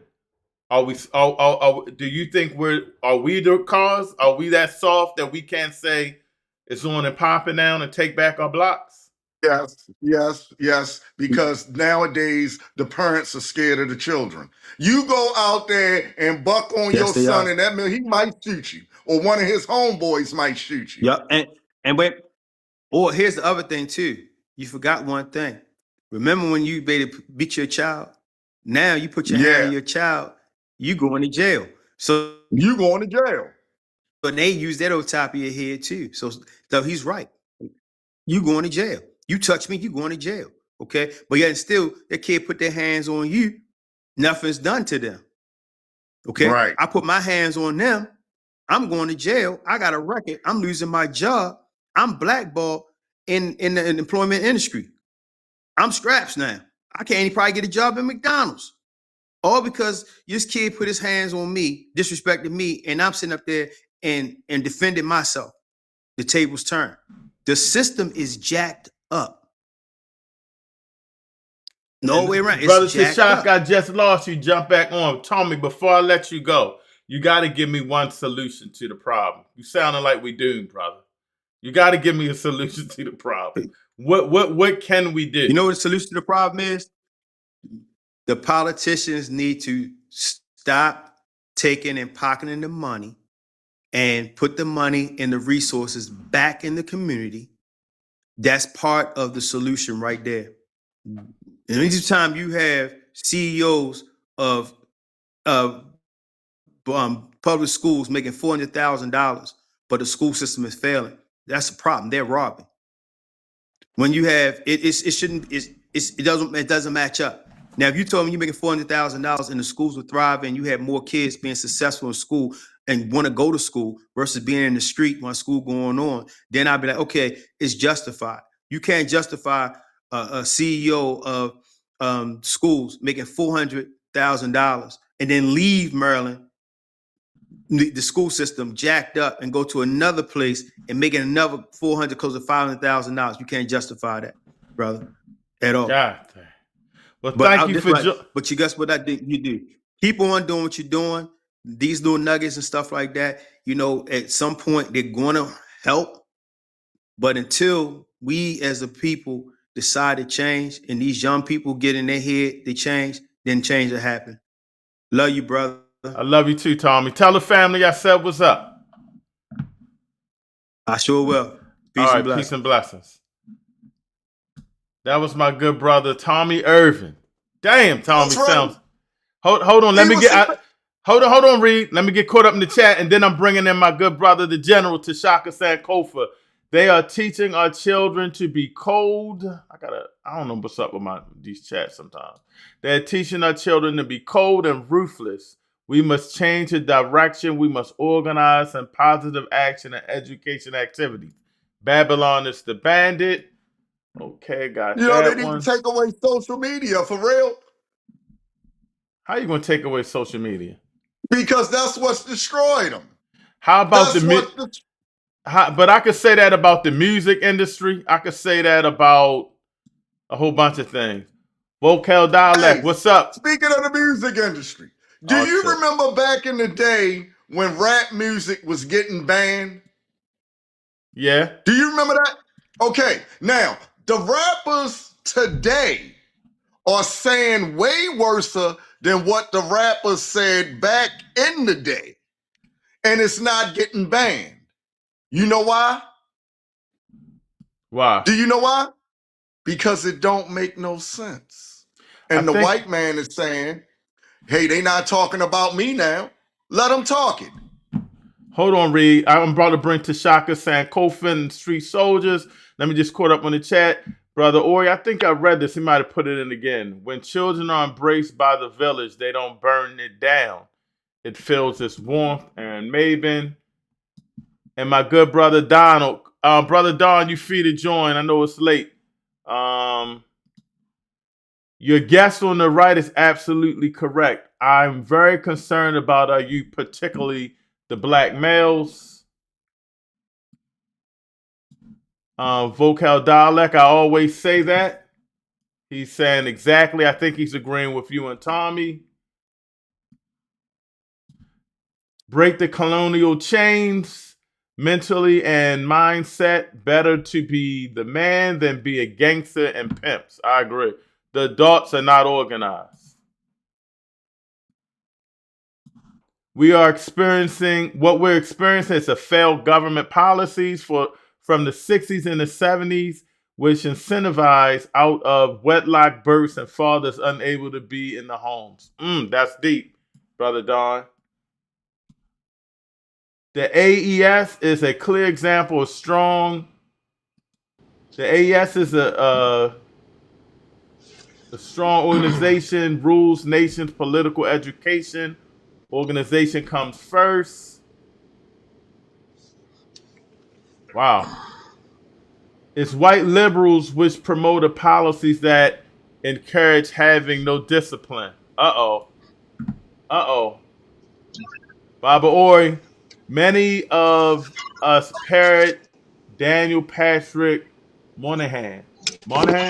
So if families are failing in our neighborhoods, then it's the responsibility of the neighborhood, community, the village to step in. And that's happening in Baltimore. All is not lost, but it's a struggle. The struggle, simply pointing fingers at parents, isn't going to impact young people. Hold on, Reed. I know you want to respond to that. And I hope I'm caught up. Let me in, please. And Tashaka, you are on as well. And I see you in there. Hold tight, Dr. Daw. I think I lost this. First of all, you got that right. You point the finger at the parent because that's maybe I added Dr. Daw by mistake. Hold up. I might have added Dr. Daw by mistake. Go ahead, Reed. First of all, it starts with the parents. You point the finger at the parent. Your child represents you. Number one. You're supposed to teach your child right from wrong. Like I said in the beginning, back in the day, I was scared of my father. Nowadays, the father's scared of the child. The mother's scared of the child. Remember, you want me to tell your mother? You don't hear that no more. Because the parents are scared of the children. It's the definitely parents different. are not teaching the children nothing. I got a question for you. What would happen if you was talking in Miss Tarver class in the 4th grade? She'll knock the shit out of you. Right? Yo, yeah. She had the ruler. She'll pop you with that ruler. You don't see that no more, and you can't do that no more. The rules have changed. Now it's reverse. Shit, the child might knock the shit out the mother, or swing on the father, or shoot the father. The rules have changed. Brother Don said your guest is talking about rap music. It's making money for those who are financing this stuff. I agree. Tashaka, where you at? Hold up. I'm going to bring in Dr. Daw too. Like I said, who's fine NBA Youngboy? Name one of his lyrics that makes sense. Name something he said that makes sense. I don't know what NBA Youngboy. I mean, I don't. He's the hottest rapper out. Just made over $90 million. I mean, I know who he is, but I'm not really into his music. Right. Listen to see. Back in the day, E, you gotta admit something. Our rap music made sense. That's why it was getting banned. The reason the rap music today and these rappers are saying 10 times worse than what the 2 Live Crew, NWA, and all the rest of them said. It's not getting banned because they're so ignorant, it don't make no sense. And like I said, the white man don't care about it because they're not talking about him now. What are they talking about that makes sense, that they're educating the people? They talking violence. They talking about beating a woman up, raping a woman, popping an E-pill. What can you learn from that? I agree with you there. We got 2 guests on. I know you've been flowing for a minute. First, I'm going to bring him, my good brother, the General, Street Soldier, Tashaka Sankofa. What's up, good brother? You've been hearing my man go off. He's definitely frustrated with parents. He had lost hope. But before you go in on what he was saying, brother Tashaka, the main part of the show was just about, we protesting, we coming together to show unity and rally, and that's a great thing. But after that is over, we don't own the block. And I think it's time for us to take back the block. Are we? And when I say that, it seems everybody hesitates. Like, no, it can't be done. Because you Or got to take back your child first before you take back the block. Because that's well, who got the block. Your well, child. my child may not be out there. So, but I'm gonna have to take But somebody's child somebody out. else's child is somebody's child out there because somebody got control of it. Now I you agree. take control of your child and you'll get that block. All right, let my brother flow, because you got to calm down for a minute. Let my brother flow, and I'll let you go back in. But what I'm saying is it's to that point where if your child's out there, then they may have to deal with the consequences from the community. But Tashaka, go in, my good brother. Please first introduce yourself to the people. And I see my good brother, Dr. Dawn, as well. Okay. Peace and blessings to everybody. Always giving praise to the Most High and as well as our beloved ancestors. I'm General Tashaka Sankofa. For those who may not know me, I'm the General of the Street Law Soldiers, which is the national movement headquartered here in Washington, D.C. I'm a licensed substance abuse counselor as well as a certified life skills instructor. And I've been working with adjudicated youth for over 20 years. And everybody on the panel, what they were saying was absolutely correct. You know, everybody does have good points. There's no one way to approach this level of mass hysteria and confusion. But I thoroughly agree with that brother who was saying that it starts at the family.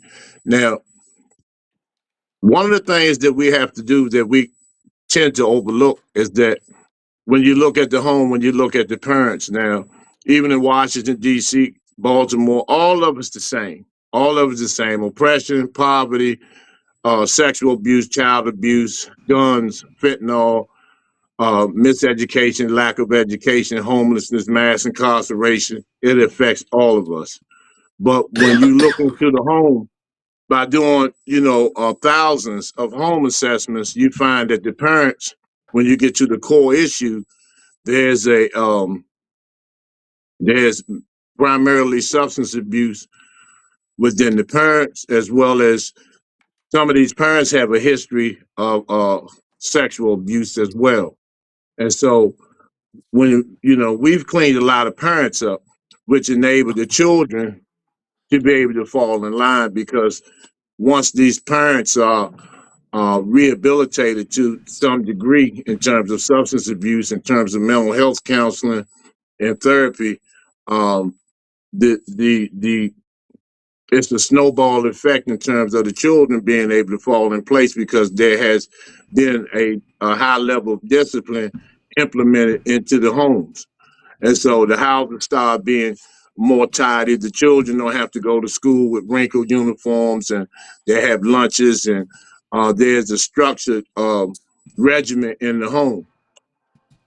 But, when they talk about the youth, we've allowed the media to,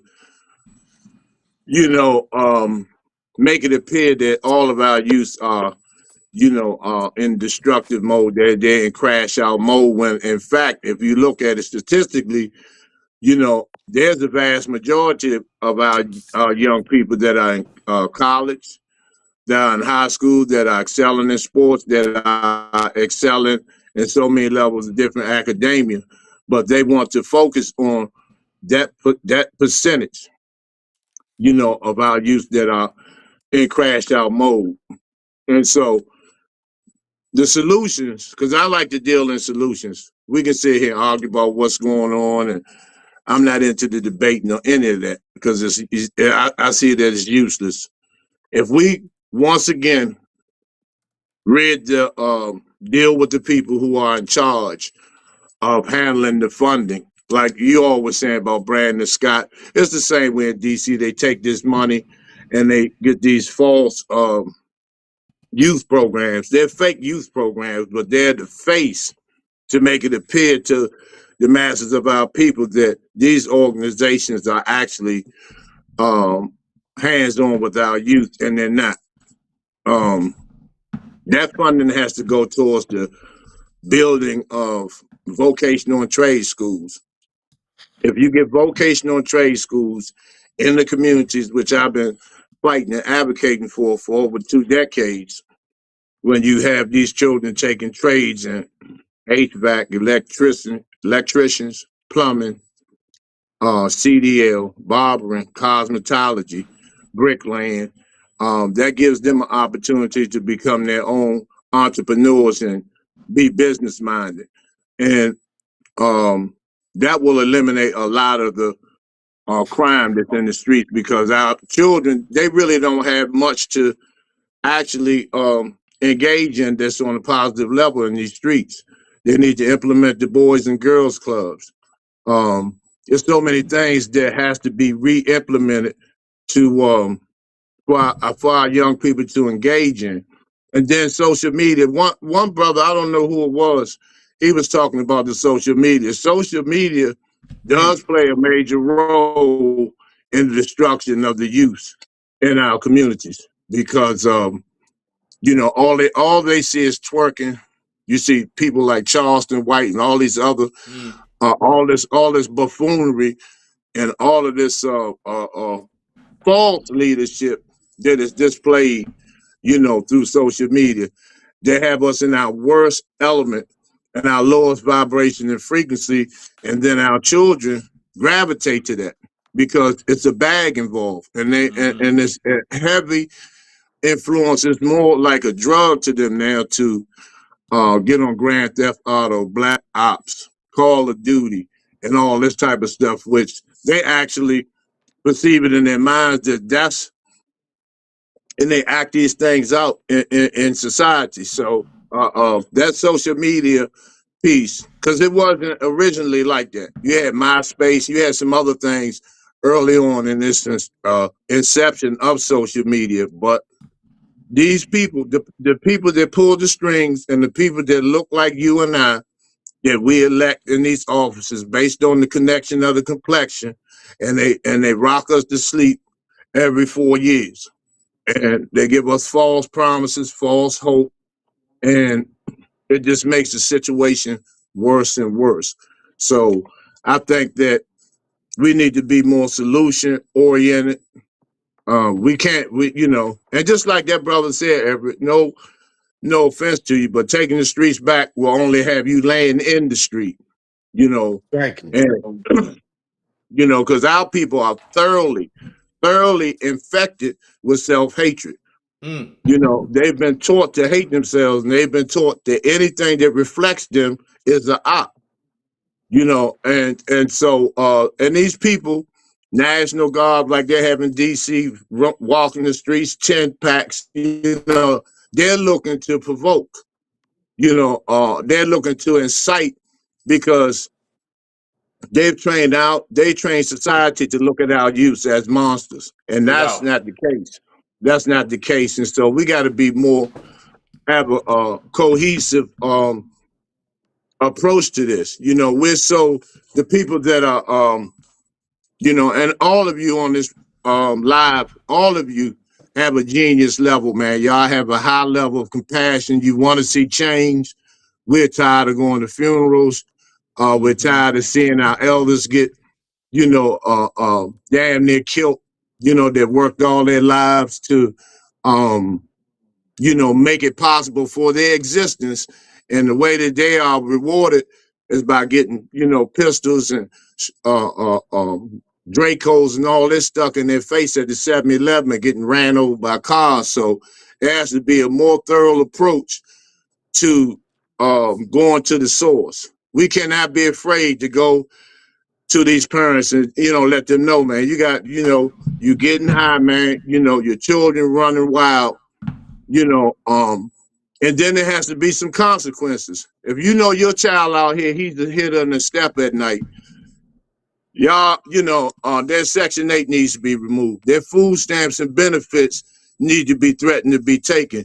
That will begin to wake some of these parents up, because you know your child is out here jacking, you know, out here shooting people at night, and taking people's lives unnecessarily. So with that, it has to be a series of things that has to be implemented, because I don't think there's just one solid solution. But I'll have to go back to what that brother said about the family. It has to start at home. We got to deal with these parents, because and another brother, he was on there, because when I was running these group homes in DC, he's not lying, man. I can attest to that. There were a lot of parents coming on the weekends to pick their children up because rent had to be paid. They were heads of households at 13 and 14 years old. So I know that personally, man. I've been to, some parents' houses, some stepfathers' houses where these boys said that the stepfather's been touching them. I actually have went in the living room with a golf club, stuff, situations like that, man. But there's no one solution, but together and collectively. And then they look at social media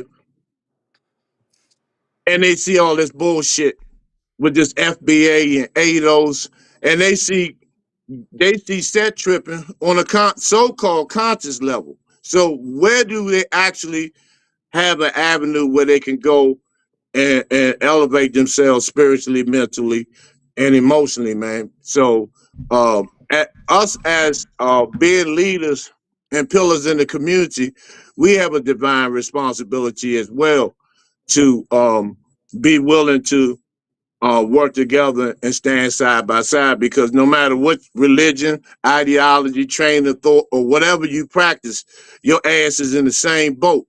Your ass has the same problems. Your ass is oppressed, depressed, and suppressed like everybody else. And so, until we do that, until we start to cleanse ourselves personally, because there's a lot of people that are in leadership positions that are fucked up. That's right. They got issues, and bad leadership create bad followers. And so, and we have to, it's just a lot of different avenues, and each and every one of us have a divine responsibility in our particular journeys to put immense work into what we're doing. We've been chosen to be leaders. We've been chosen to be in these positions, man, and we have to work, and we have to act as if, and we got to live up to the legacy of our ancestors. Because people can holler, you can holler Elijah Muhammad, Noble Drew Ali, God, but you can be draped up, RBG, you can have 4 or 5 feathers stacked on top of your head, and you can still be a piece of shit. No doubt. It's allowing that energy from our ancestors to work through you, so you can be able to tap into the communities and to the nation. Thank you for that. Hold on, Tashaka. Let me get caught up on the chat. Then I'm going to let Dr. Dog go on and back to you, Reed. Brother Don says it's white liberals which promote policies that encourage having no discipline. Baba Ori says many of us parrot Daniel Patrick Moynihan. So if families are failing in our neighborhoods, then it's the responsibility of the neighborhood community, the village, to step in, and that's what's happening in Baltimore. I think I got that. Just trying to get caught up. Brother Don says your guest talking about rap music. I talked about that. There are tools of exploitation. The enemy's job is to keep us in confusion. Men must show what men do. Get with our youth. They stole rap and made it worthless. Must change the culture. That's Brother Shabaka, who joined the show today. Vocal Dialect. General Tashaka Sankofa with the Black Fist. Sister Serket says peace to the family. She says peace to General Tashaka Sankofa. Organization and unity changes things. No unity, no organization, no right to speak. Brother Don says, oh, Lord. Ori Shabazz, we need to take back our community and not allow decadent social policies continue destroying our race. I'm sorry, I don't got my glasses on. I think I got you there, Brother Don, almost there. Sometimes you have to start outside the family. A lot of time, our family is not correct. We must bring the warrior kings and queens to the forefront. We must organize. Brother Gerald Moore, peace, Brother Everett Winchester. Peace and blessings, Brother Gerald. Goals and objectives come together as a people, make 5 and 10-year plans to bring about change. We cannot let social media confuse our people. We all spoke on that. We must make positive action strong. We had the bad boys. And I think I'm caught up. Please, Baba Ori says, the core issue stemmed in what is called white supremacy. The core of chaos permeating our neighborhoods is not the black family. The black family is the victim. We should never forget this. African people have been targeted and remain targets. They thoroughly infected with the mNRA jab, that is a record to cause mental. I lost you there, sister. Okay. It's bad. This is a serious matter. So many levels of warfare in our people. Religion is really affecting our people in a devastating way also. Damn. We have a problem, y'all. We're going to have to start with the beginning. People are to brainwash from the beginning. People are to brainwash to put religion down to make change. Sister Saket also says, I often cry about this because when you tell a person their God is all in all, they don't get out of that easy. It takes tragedy for them to even want to evaluate it. She's talking about religion, and I think we're caught up. Dr. Dahl, you heard the conversation. You heard my good brother read tonight, and Brother Tashaka came in and was really flowing. And you being in the field that you're in, do me a favor, talk a little bit about they were talking about, but going to the black family, because that apparently is one of the main concerns. And like Brother Tashaka said and Brother Reed said, it's the family to a degree. We have to get it fixed. Where do you think we go from there? Peace, dear brothers. I finally meet Reed on the live while he's still on. What's up, brother? Peace, brother. Peace, brother. Tashaka pretty much took a lot of I didn't have much to say. I was just gonna say one simple thing. And I mean, I guess I got a bit to say, and plus the question that you want to ask. I'm a bit tired, so pardon me, family. Yeah, so one of the reasons why I got on is because I want to challenge us to not just repeat things we've been saying forever. Part of it is one of the things that Brother Tashaka spoke about, and what I wanted to highlight is that it's essential to understand that most of our children aren't the ones that we're highlighting so much. Now, it's not to say that we don't have different things that we have to respond to in our families, but most of our children aren't out there knocking people in the head. Most of our children aren't doing these things. And let me just give you one of the things that I often hear us to continue to repeat. Like when we was young, now babies are having babies. That's just one of the examples I just want to really be highlight. That when I was young, a lot of young ladies and young men were having babies in middle school. I just want us to really think about that. When I was young, they were carrying guns and shooting each other. When I was young. Now, y'all a little older than me. I'm talking about, I grew up in the 80s and 90s. I call it the clean crack era. I graduated in 98. So what I'm saying is Brenda had a baby. You know what I mean? And I do want us to really realize that even in that one bad statistic, these are the things that we continue to perpetuate. But our children are having less children at younger ages than when we were having. So that right there, just one statistic that I want us to really look at. Brother Tashaka highlighted the statistic about if we look at things statistically, we will see this is not the majority of our community. And why do I think this is essential? Because I have this conversation all the time. Just like when, sadly, the brother took the life of his partner, in the Fairfax case, it had us. It had people thinking that it had people really thinking that black men were more dangerous than they truly are.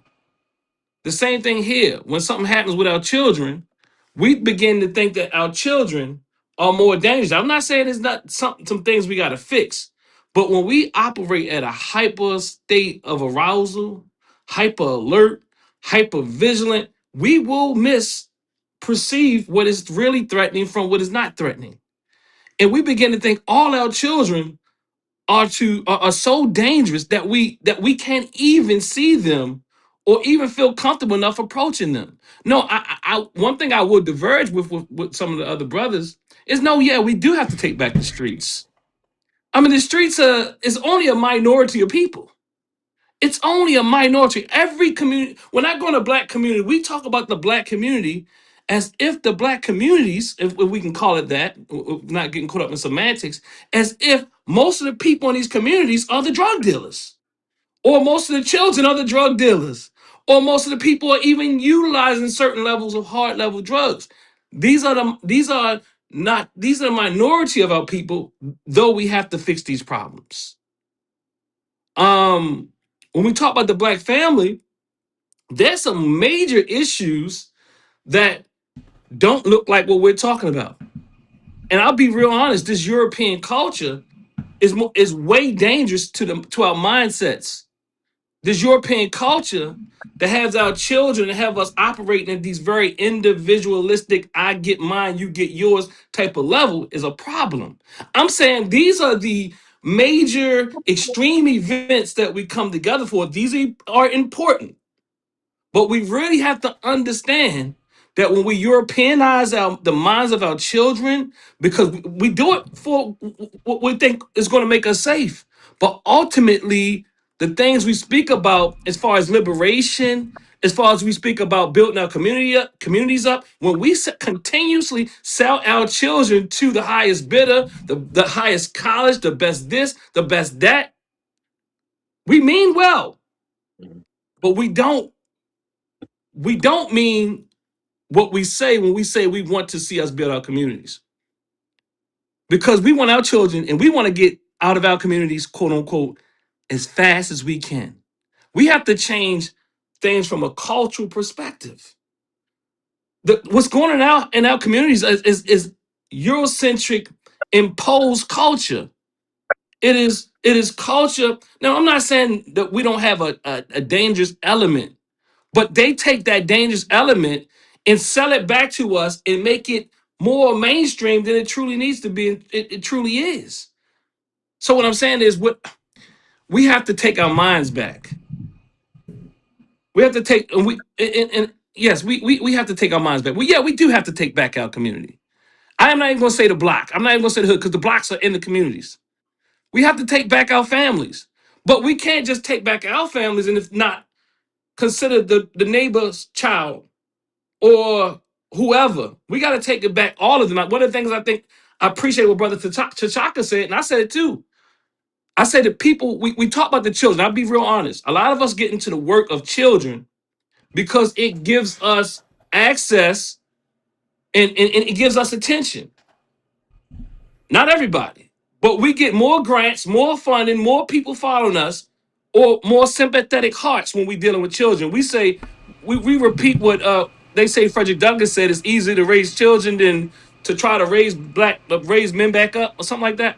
But nonetheless, I'm hearing some feedback. Are y'all hearing that? No, you good. Okay, cool. So it's easier but no, we definitely got to deal with the adults, the parents, and everybody. We can't discount nobody because this fight is serious. But really, this is a cultural. I'm not saying this is the only thing, But until we really get this cultural thing right and under control, and what we will not accept, I'm saying we have to be really serious about what's going into the minds of our children. And of course, like we blame. See, what happened is the problem is this: we continue to blame parents that were those children at one time that we now complain about. The children that we complain about now, if they're not helped, they will be the parents that you saying aren't raising the children right. So what I'm saying is we can't continue that cycle. That's what I got, brother. I like what you said there, and I like what Tashaka was saying as well, as far as programs and things of that nature. And we have to save our youth. I'm gonna go to you, brother Reed. You heard my good brother speaking. What do you have to say? They had a lot of powerful information, brother. They had a lot of powerful information. Basically, everybody said the same thing. I mean, Yes. for real though. But if you want to save the youth, you got to educate the youth. You got to motivate the youth. Like I said, when they closed the programs, they didn't replace them with nothing. Yeah. You know, it's up to you as the parent to educate your child to say, look, you're going to be out here in this world. You know, you're going to have friends that's going to have you out here, going to want you to do stuff with them. It's up to you. You got options in life. You got to make the right choice in life. You know, what you saw up there at that 7-Eleven, you noticed one of them kids had an assault rifle. One of them had a sword. While they was beating. This is crazy. Had a and sword. was beating the hell out there. I mean, come on now. Come on.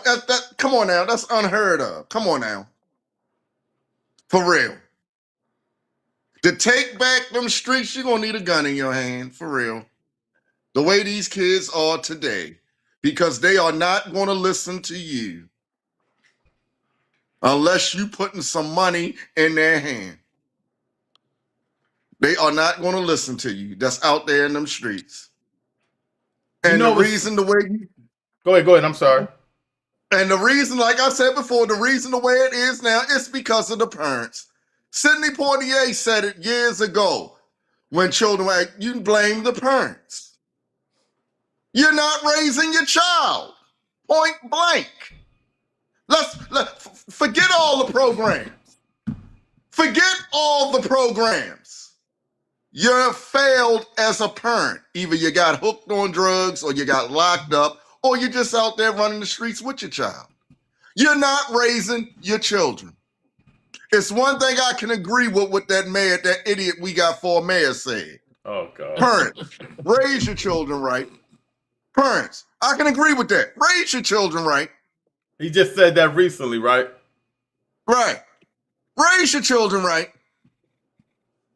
Back in the day when we were growing up, and I hate to repeat it because the brother said we're repeating ourselves, but it's the truth. Would something like that happen when we were growing up?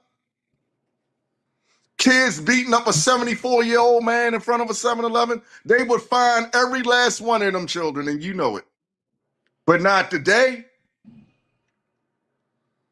They not gonna find them kids today. The parents ain't gonna turn them in. But back in our time, our parents would turn us in and discipline us. You know, like I say, it starts at home. Forget all the programs. It starts with you as the parent. Well, let me hold tight. I'm gonna come back to you, Reed. I'm gonna ask our brother Tashaka this. I'm not disagreeing with you, Reed. But if we have parents that are incapable, we've all established, and Reed, you said it, parents on drugs, parents young. If the parents are lost, we have to have some solution to get to the kids. Brother Tashaka, what do you go ahead? Go ahead, Reed, and then I go to brothers. Well, when you say a solution, that's where the programs come in that they cut. When you say a solution, you ask me this. The child is out there right now. Some of these YNs. I have talked to them. And you know, they don't start off bad. They don't want to go out there and hurt nobody. They don't want to wild, but to them, they lost. They need guidance, and they don't have no positive guidance in their life. You got kids out there, squeegees and all that. Come on now. Just like I know, if your mother or my mother saw you out in the middle of the street with a squeegee, she'd jump out the car while I was moving and snatch you up. What are you doing? Well, hold on. Before I go to Tashak, I'm going to ask you this, though. Don't say no names. But we grew up with a couple of people that are doing some major time right now. Because they had parents. They had working parents. They didn't have parents that were in their lives. And you think about it. Yeah, their mother might have worked. They might have put clothes on their back, but did they sit down and talk to them? Did they get involved in their education? Did they get involved in what they're doing as far as basketball, coaching teams, anything like that? No. They went to work, they paid the bills, they put food on the table and clothes on your back, and that was it, and their job was done. No, for you to stop what's going on out here today, you have to be in your child's life. Point blank. You got to raise your child right. All the programs in the world can't help you. All the programs in the world can't save you. It starts with you, the parent. Hold your thought right there. You sound like an angry man. It's just the old neighbor that says, "Get off my lawn." Brother Tashaka, you heard what my brother said. So it's like a double standard because we have some parents that just are not going to be able to change and raise their kids. How do we get to these kids into these homes and change them? Yeah, first, I understand that brother's frustration and rage, and it's just compassion for changing our communities. Look at it, that's the love he wants to see. Tashaka, we lost you. I'm gonna switch that to you until my good brother comes back in, Dr. Daw. How do we get to the parents? And or at least to the kids. It has to be a reason. I think Brother Reed is somewhat accurate in his assessment, right? But it's like I think he kind of he speaks of it in a very dichotomized way. So he speaks from, like, for example, I think that he's right that we need the parents, right? But what now? He said the programs aren't working. I agree with him on that. I would also agree that that wouldn't be enough. I agree with that. Now he also agrees that that can help because he's been speaking about that early on. But I think that we also have to figure out the parents aren't just working because they want their children to do bad. In fact, they're working because they're trying to help their children to thrive and survive and feed them. So what kind of programs would it take to allow parents to be in their children's lives? The parents aren't just working because they want to get away from their children. They're working to give them a house, a home, food, all that type of thing. So again, I get it. And sometimes we get frustrated. And yes, we can push people to do better because Reed did better. Brother Everett Winchester did better. Brother Assad did better. Tashaka did better, and all these type of things. But we have to understand in a real way that we are no, let me wait. We have to understand that people are still going to get caught up in this system because the way it's designed. And there's no way around it. We have to change the system. People, like, if you put people in a very oppressive system, you can start blaming it on them and think they're going to do better. Or maybe some will. It only going to be a few. There's not, like, people, like for example, the brother said it earlier. Oh, if I was the mayor, I would jump out the car. I would jump out the car and say, brother, do you got a job? Do you have a job? What would you do to get off this corner? And if the person said they want a job, I'll give you a job. That's going to have to be very radical, even to some degree, more radical than even picking the guns up that you talked about to take back your street corner. I'm not saying you don't take back your street corners. I think we have to do what we have to do. But at the end of the day, it's like we're in a capitalistic society where there's not the jobs and the money is not made for everybody to win. We have to change the system. We can continue to blame it on the people. Yes, we have to do better, but the better we got to do is stop relying on the goddamn system. And we have to know that this system has to change. Baba Khalil says we acting like oh, I gotta get some better glasses. We acting like that we are experienced is not part of a systematic plan. Brother Tashaka, you back with Absolutely. us? Yeah, can you hear me? Yes, you got the floor, good brother. With based on experiences with these families, that when you have a situation or a household where you have one parent or both parents are struggling with substance abuse as well as mental health, because mental health and substance abuse run hand in hand.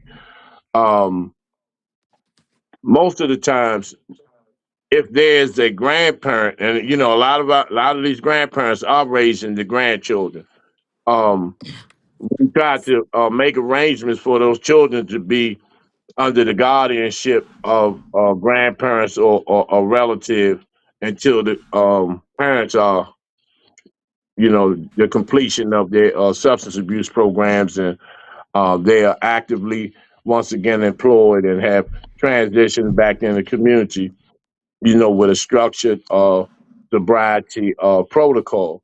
And then the relationship within the parents and the children can begin. But that's just one aspect of it, because we try to look at, and how I am about, them Europeans, and I'm just, I'm giving you my G version tonight. But if we know what they're doing, we know all the agendas that they push. They're targeting our youth, because if they destroyed that generation, they will basically have taken over. Period. So if we focus on what we need to do and being proactive and focus on, and be community involved, because a lot of people are not community involved. They just talk community involved, but they're not hands on. And so that has to take place, and if, and I got to keep going back to what the brother said. It's the parents. It is, you got to go into the home, man, because when the parents are in order and there's a structured protocol and regiment in the home, 9 times out of 10, the children will fall along with that. Now, everybody, all of our children, based on social media, has infected their minds so much. For example, just look at the situation where the elder man was, what happened to him being assaulted at 7-Eleven. Now, that madness will go viral. And so how many of our youth, I'm talking Mm-hmm. worldwide, will look at that, whether they look at it as being shameful, or are they going to look at it as being a tool of encouraging? Because you got the music, you got the movies, you got Power, you got BMF, they watch Big Meats, they watch all this type of stuff on social media that perpetuates violence and self-hatred. And so, once again, if the parents can receive proper counseling, mental health counseling, parenting classes, sometimes it has to be done by force. Sometimes the courts have to intervene, to bring structure into their home. And all of our children, like I said, all of them are not going to get it. And that's just the way it is. That's just the way it is. Some of us, just like some of us adults, they're too far gone and they're beyond repair. And we have to we have to continue to move forward.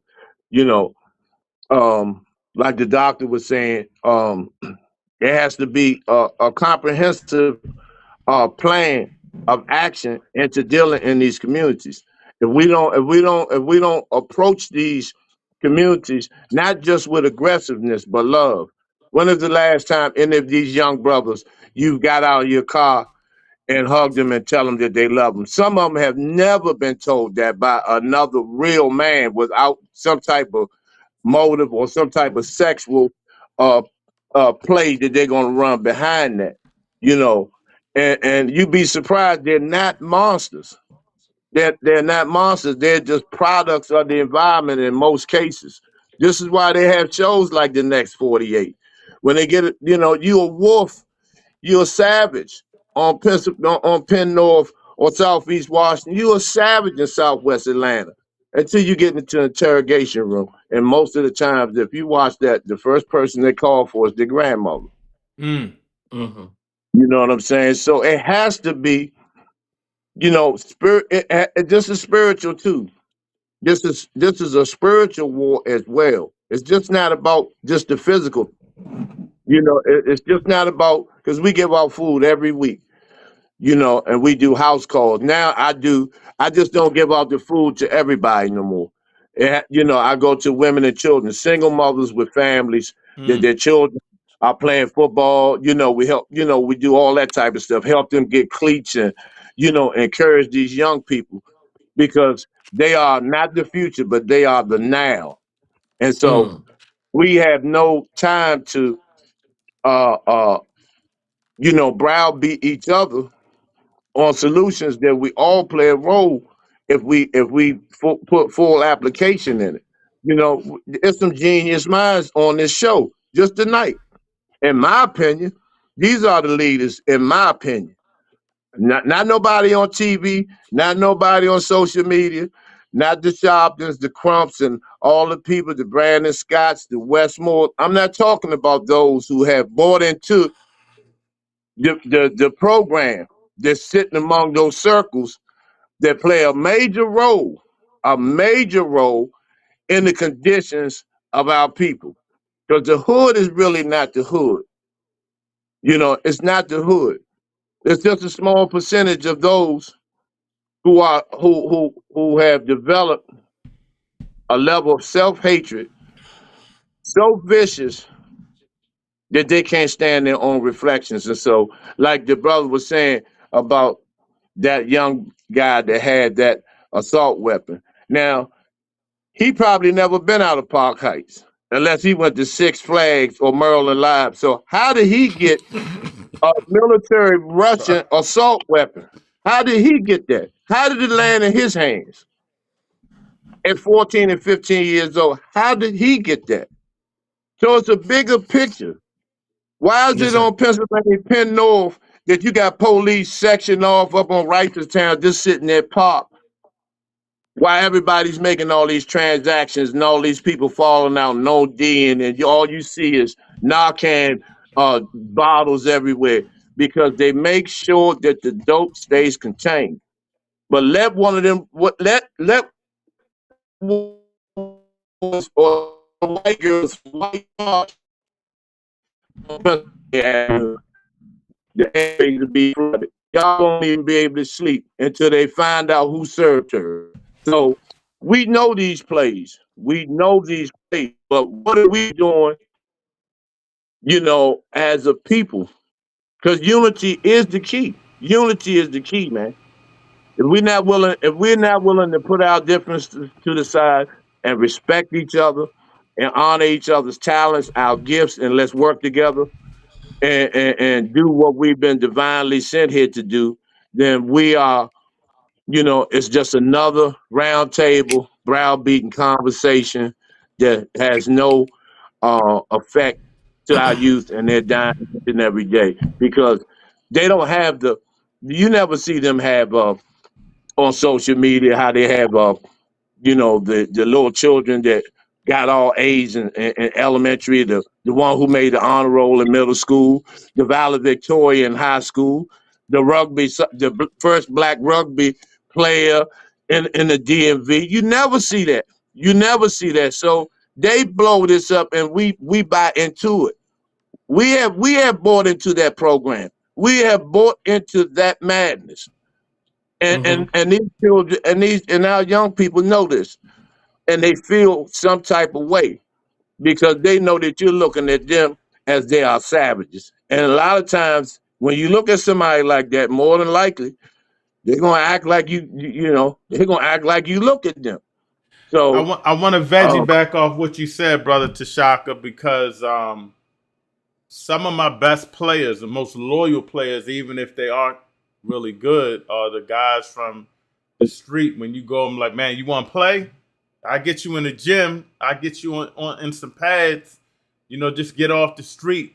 Those kids are the most loyal, hardworking, try to stay out of trouble as much as they can kids because somebody cared enough about them to give them another opportunity. For those 2 hours, they come in and they respect the gym or they respect the football field.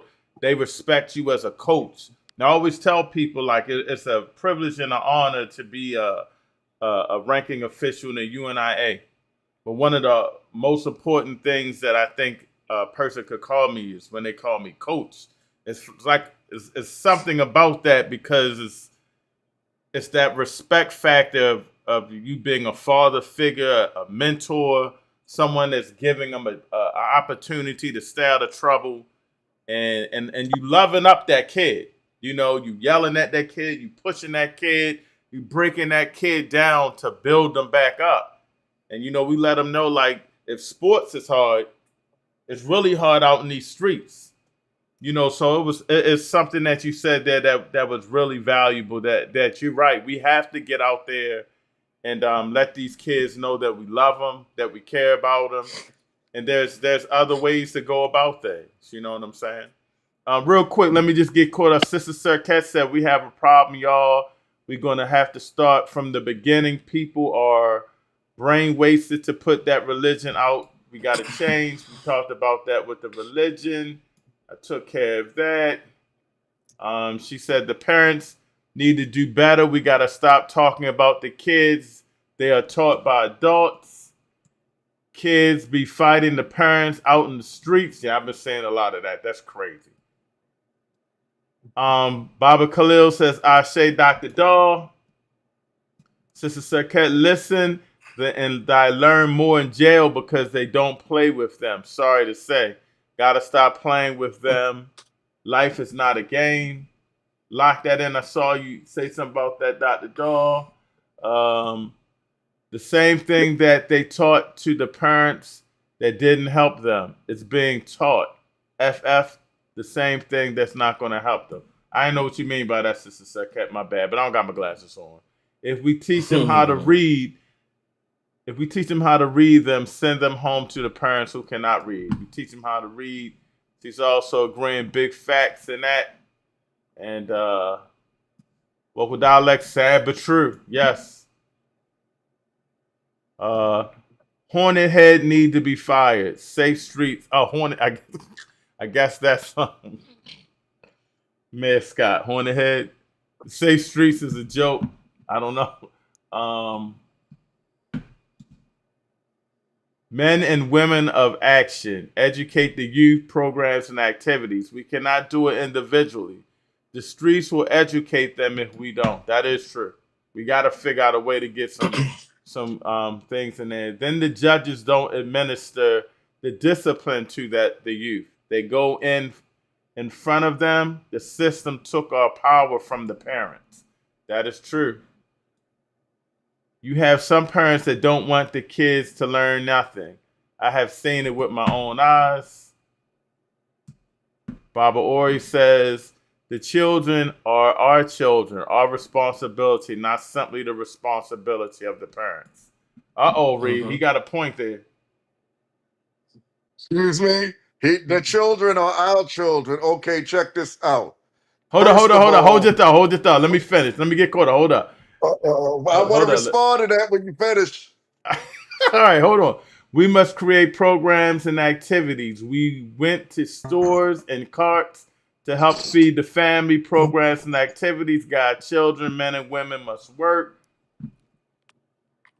Baba Khalil says, We acting like all that we are experiencing is not part of the system's plan.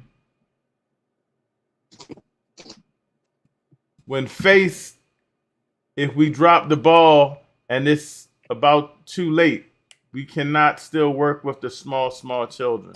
I think she's saying it's not too late. We can still work with them. Baba Khalil says, unless we don't truly unite, there will be no change. That is true. Whoa, snap. Baba Khalil also says, almost finished, y'all. We are the parents. Sister Sarkat says, any human must want to do better.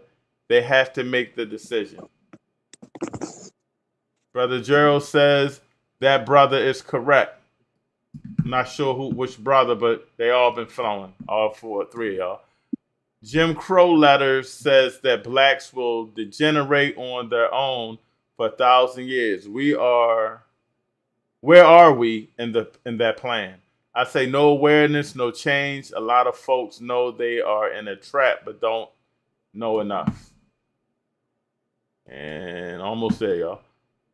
Each of the organizations represented on here tonight are having success. Our solutions have been and always will be our unity. Our unity will depend on not starting new programs, but unifying. Okay, unifying programs we have. I see that part. I made AI do the reverse Jim Crow letters. It's an awesome read. Oh, shoot. And we must set the conditions for our people to understand the power within themselves. To change communities, we must change the mindset of those communities. Baba Khalil says, Ashe. Brother Tashaka. Baba Ori says, we say what we say needs to be provided to our youth by parents. Long story short, those on this live and the chat, we are the non-biological parents that we say are indispensable to produce productive youth and young African adults. That gotta be it. Sister Sarkat says, the program is called the Restoration Blueprint. And the first thing AI says we need to start is restoring identity. Oh, typo. All right, what was you going to say, Reed? I forgot. I hope I didn't lose your thought. No, I'm trying to say about the parents. Okay, go ahead. He said about the parents. Like I said in the beginning, okay. Hold up. You said somebody. Go ahead. Are you incapable of raising your child? No, but there are some that are incapable. Right. Right. Okay. So when they say we are the parents, okay.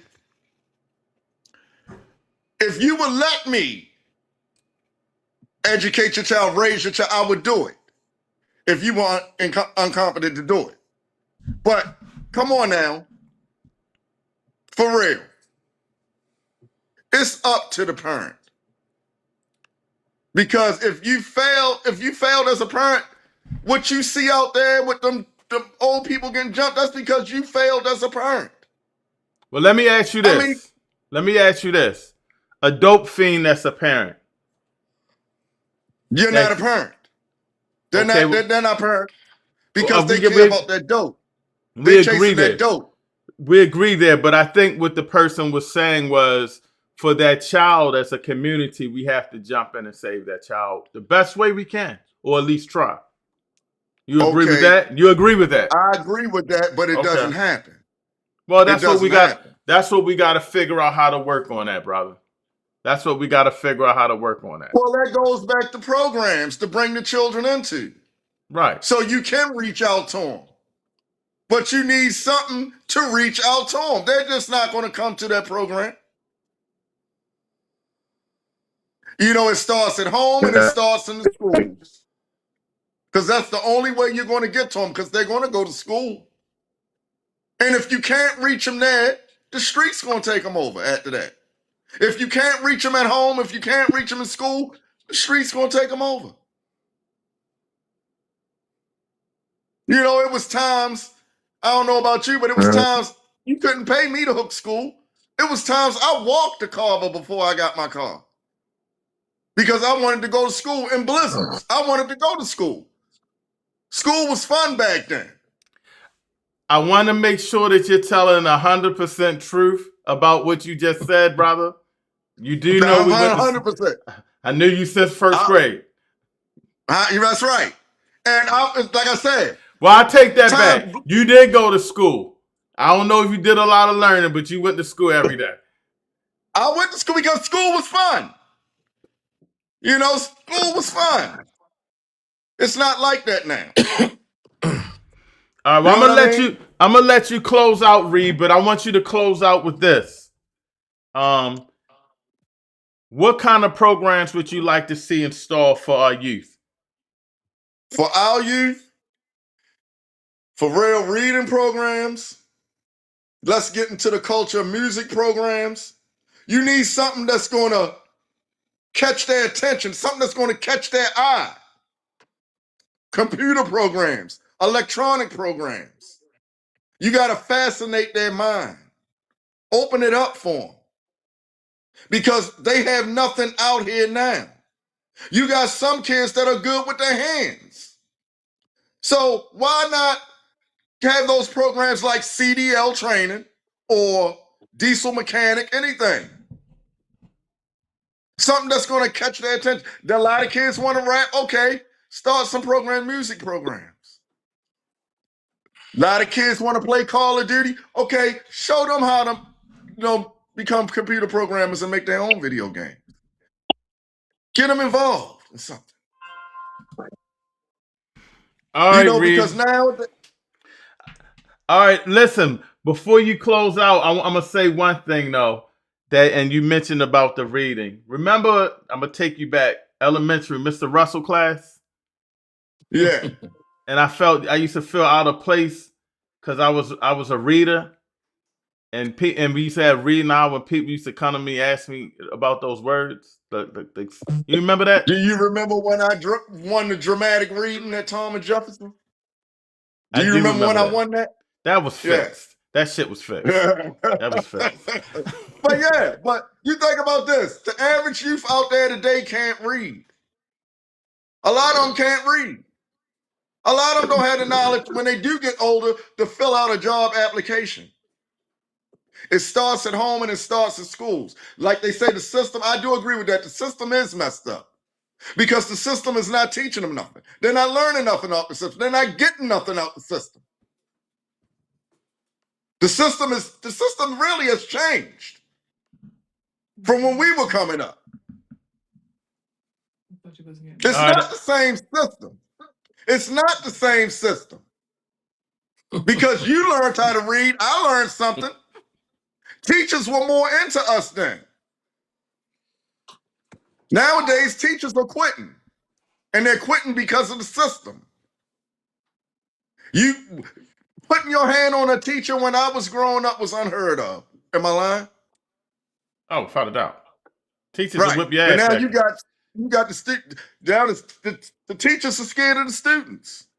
They don't want to go to class and teach. They just want to hurry up and get you up out of there. Yes, the system has changed. I do agree with that. Blame it on the system. The system is messed up. All right, man, I'm going to let you go. I'm going to let you go because you'll be rambling all night. I got to get my sister from the airport. All right. All right, I'll hit you. I love you, good brother. Love you too. Peace to you, brothers. Peace, peace. Peace. That was my man, Reed. He's an emotional brother, but I love him. And he hits on a lot of points. Sometimes people don't like how he comes off.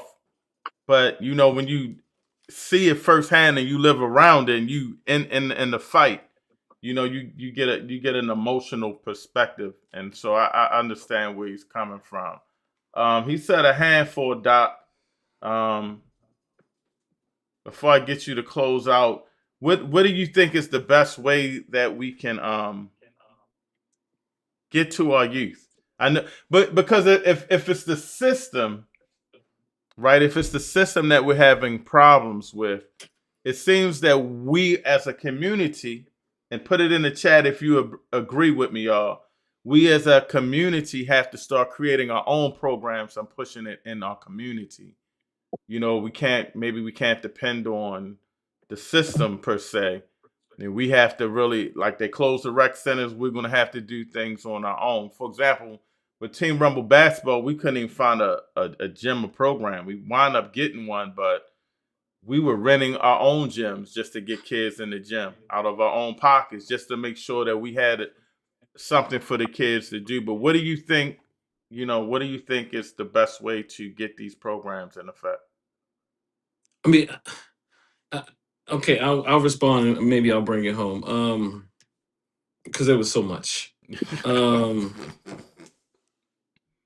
I think one thing we have to do, I think Bob brother Tashaka said something earlier. I might be wrong. So please excuse me if I'm incorrect. I think that he said something about the media. And yeah, he did say something about the media. And I think we have to stop following the media cycle and in our reparatory approach. It's kind of like what we do is we go from how do we save the men, how do we save the women from the men, how do we save the children, how do we save the we need, like, all this is essential, but we have to understand what I realize. We're horrible with statistics. We just want to be real honest. And that's why I really appreciate when Baba Tashaka came on, and the first thing he said was we have to look at the statistics. And I say that only because what they do is they have us up in arms about things that aren't necessarily the major issues. I'm not saying that these things aren't the issues, but what I really want to speak to, how do we really help the children? Really, we got to go ahead and say, how do you help your homie? What I mean is, like, for real, like, even us, like, I really think that if we're not really dealing with things from an African Senate, Black centered, whatever you want to call it, way where we have to really be intentional. Like, we have to be very clear that a lot of things that we're trying to do is just symptomatic. We're trying to respond to symptoms and not the core issue. And I don't know how to convince us that we keep responding to symptoms, major extreme symptoms, and then you know what else we do? In responding to the extreme symptoms, we overlook the children. We overlook the people in our communities that are doing wonderful things. We put so much energy into things that aren't necessarily the pervasive things in our community. I'm not saying we shouldn't focus on certain things, but most of our children aren't doing the things that we continue to say. And I would never call my child, look, I think part of the problem, I'll just be real honest. When we repeat the word, those two letters, and we call our children that is part of the problem. Those two letters that we picked up, that right there is indicative that we see our children something other than us. We see them, we bought into the threat ourselves. I mean, like, literally, we have to deal with ourselves. We can't ask ourselves. We can't even your homies or your friends or even the people in the struggles. If they calling our children why whatever's, that's a problem. It's telling you that they've bought into the lie. It's telling you that they now have put the onus on the youth. And then the next week it'll be the onus on the males, and the next week it'll be the onus on the females and on the male. We need to stop all this, but we do need to really institute and make it very popular to go through certain forms of rites of passage. I'm talking about all of us. I'm saying that those of us, including you, me, everybody, we need to go through, and I'm being real strong when I say this. You can change the word, but I'm saying we need to go through some African Senate type of process, because we still act like grown children. I'm talking about, like, we can't even talk about the children. Every child that we talk about, we got a grown-up version. Every child that we talk about, we have a grown-up version. And still, even with that, they are not the majority of the people. I went to Northern High School. I went to the school in the 90s. I'm to my high school. When I look, you said the dude had a chopper. The dudes I knew, they had they had Uzis and Tech Nines and all that, whatever the gun of the time was. I mean, they shooting in my school when I was going to school. They were shooting. People got killed in my neighborhood, drive-by shootings. People mothers were on drugs. People mothers were strung out on crack like no other. So I'm saying, like, I don't know what reality we live in. I don't live in that reality. I know we've been under constant oppression in this country. But so we first have to really work on us. We have to work on like you can't expect people to really help and care for your children if they see them as the enemy. I'm telling you, even those in these African center circles, if you calling people YNs, I'm sorry, pardon my language, that is also part of the problem. Because somewhere along the line, to even utilize that type of language is indicative that you brought into that they are the problem. You believe that they are the problem more than the system that you see. The thing we vacillate, oh, it's the system, and then we go and say it's the children, it's the system, and the children. No, it's the system creating these type of outcomes. Now, it doesn't say we don't hold each other accountable. We have to be careful that to understand we can hold each other accountable, but also never take our eyes off the system that is creating this thing. And the system ain't changed. The outcomes they just kind of look different over time. The system has been the system. I don't know what my man talking about. The system has been the system. And there's been different ways that they oppress us. This is just a more evolved way of oppression that has us pointing the fingers at each other. One of the things when you research liberational theory, you understand that one of the most common things is that the oppressed will begin to point the fingers against one another. They will point the fingers towards one another, saying, "You are the problem. You are the problem. You are the problem." While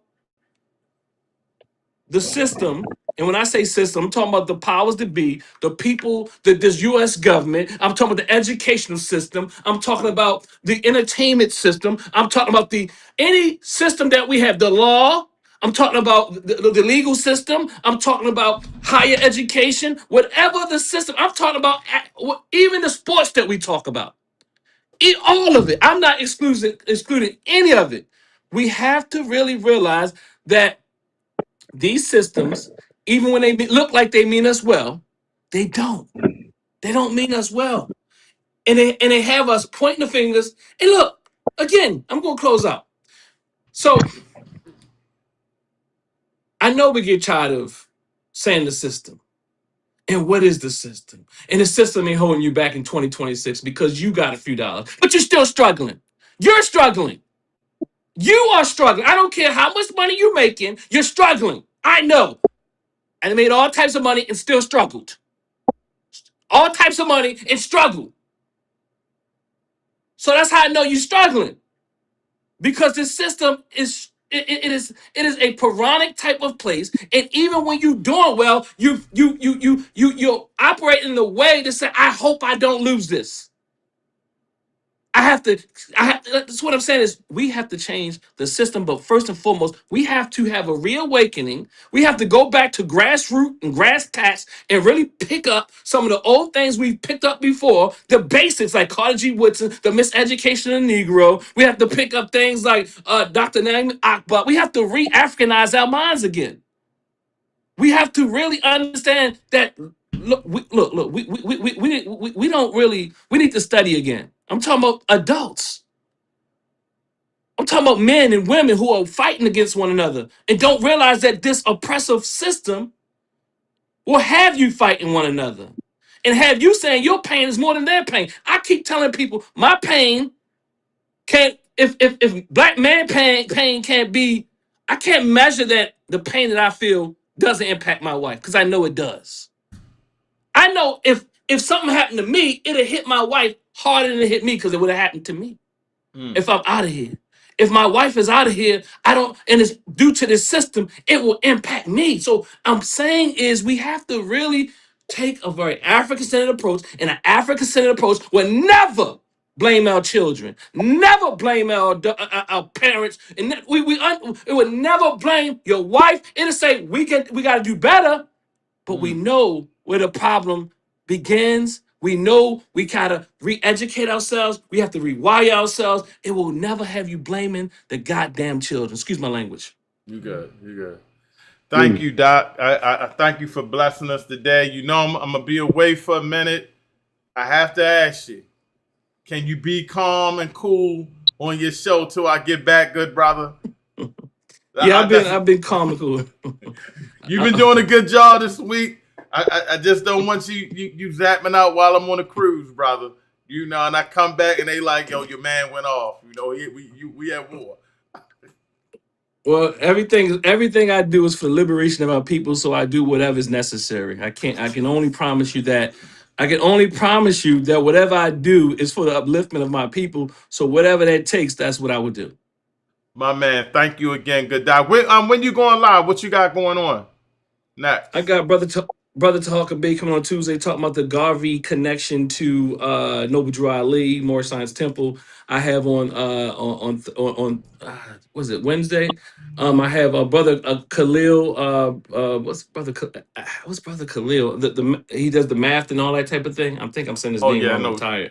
I know you. And I'm have him coming on Wednesday. Then I'm also presenting at the Association of Black Psychologists this week at Morgan State University, at 57th conference. Hopefully, brother Tashaka will be in the house. You know, I don't know, but they have the conference with the Association of Black Psychologists, and then also they having some events.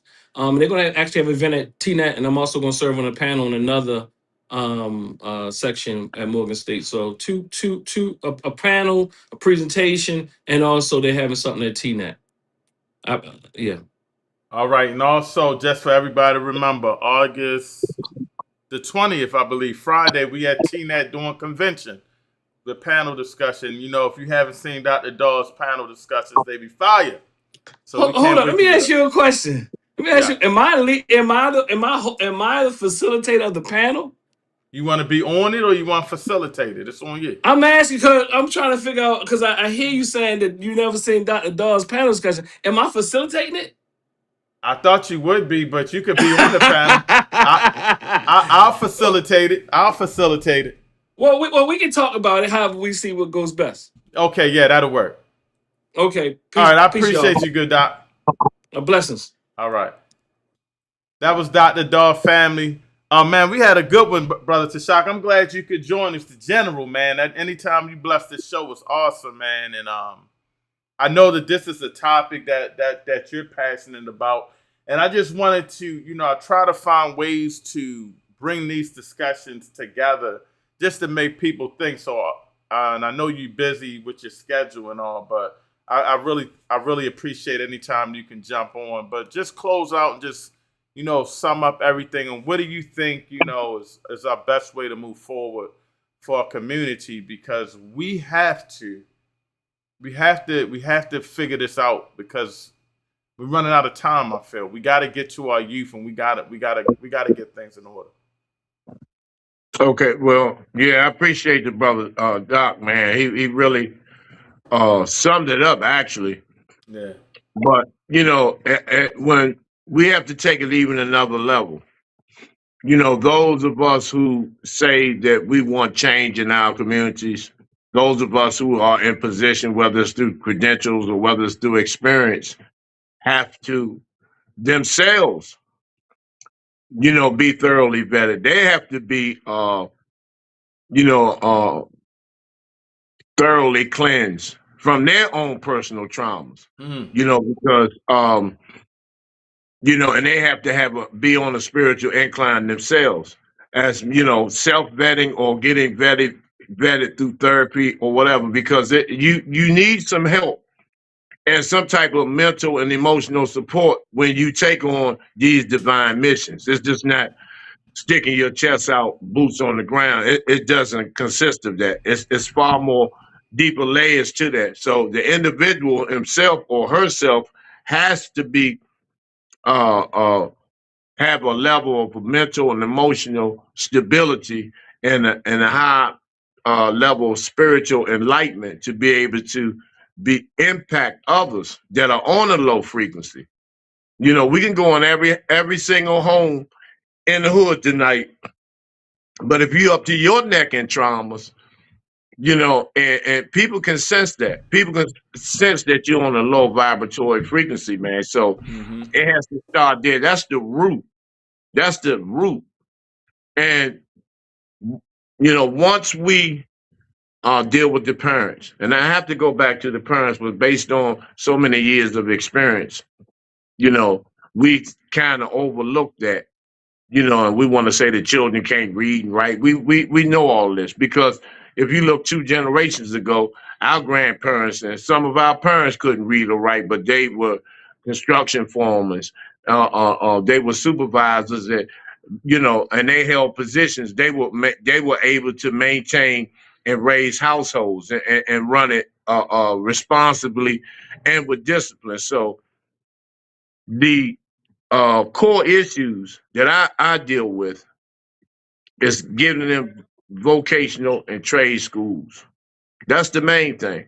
Because just say, for instance, a child, the average grade that these children drop out in is 9th grade. 9th grade. A lot of them seem to can't go past the 9th grade for whatever reasons. If they take up a trade and then you teach them entrepreneurship, then they can pursue whatever dreams that they want because they'll have their own business. I'd rather for a child that have his own business and take care of his family, even if he's a teenage parent, to go back and take care of his family opposed to going through school and still trying to be the next Drake or Kendrick Lamar.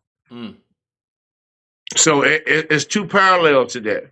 And even like the brother was saying, what's his name? Reed? Yeah, even when he was saying, you know, far as them pursuing music, if they're their own entrepreneurs and they create a car wash business, then they'll be able to have the economic muscle and the financial backing to build their own studios. So it's a whole enchilada and layers to this thing. It's different levels to this. But we got to start with self, go into these homes, deal with the parents, get them, because substance abuse, once again, people don't want to accept that. Yeah, it's a major kid. You know, it's mental health. Because you have to, just think about this. If you've been told to say no to drugs and guns, and then you end up doing it, that's a form of insanity. And then you repeat the same thing over again. Anybody that puts a crack stem in their mouth or a needle in their arm has to have the level of pain has to be so immense in that individual where it's a level of insanity. That's a mental health situation.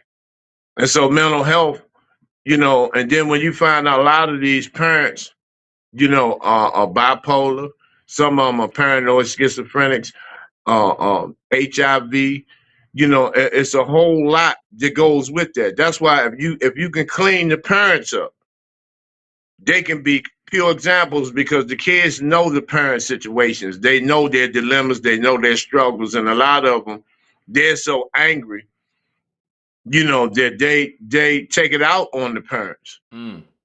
Imagine your child in 4th grade going to school and everybody in the class is calling your mother a crackhead that she's bumming change in front of the liquor store. You know how damaging that is to a child emotionally. And so that rage that they have, you know, spreads in the community like cancer. Yeah. And even in the hoods, like the brother was saying, even in the hoods, everybody in the hood is just not strung out with their tongue out. You have a lot of working class people that live in those houses based on income, just based on income, you know, financial instability. You know, they don't have marketing and money management. We've never been taught that. You know, so I'm not gonna say a minute, but it's a small percentage of our children that are at the point of recklessness, and then there are just some that have been thoroughly infected where there's no return.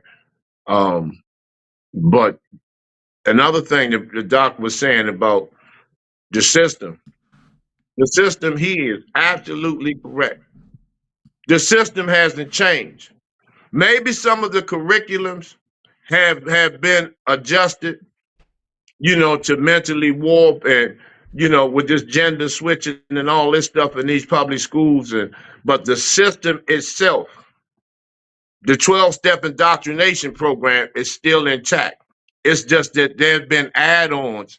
There have been more detrimental incentives added on to destroy and manipulate and alter our children's minds. So, and I agree with what he was saying about being African-centered. Those principles, those village principles really have to be instilled instead of us just talking about it. Because this sounds good, that Kwanzaa and hitting drums and libation, all that looks good. But how effective is it? If we're not active in these communities, if we're not hands-on, if we're not actually, I'm talking about physically hands-on in the community, then it's just another conversation. It's just another panel discussion, and everybody's trying to see who's the most intelligent and who can outwit who and all this type of stuff. This is why a lot of times I don't even engage in that stuff, because I know everybody's intentions and motives are not pure. So,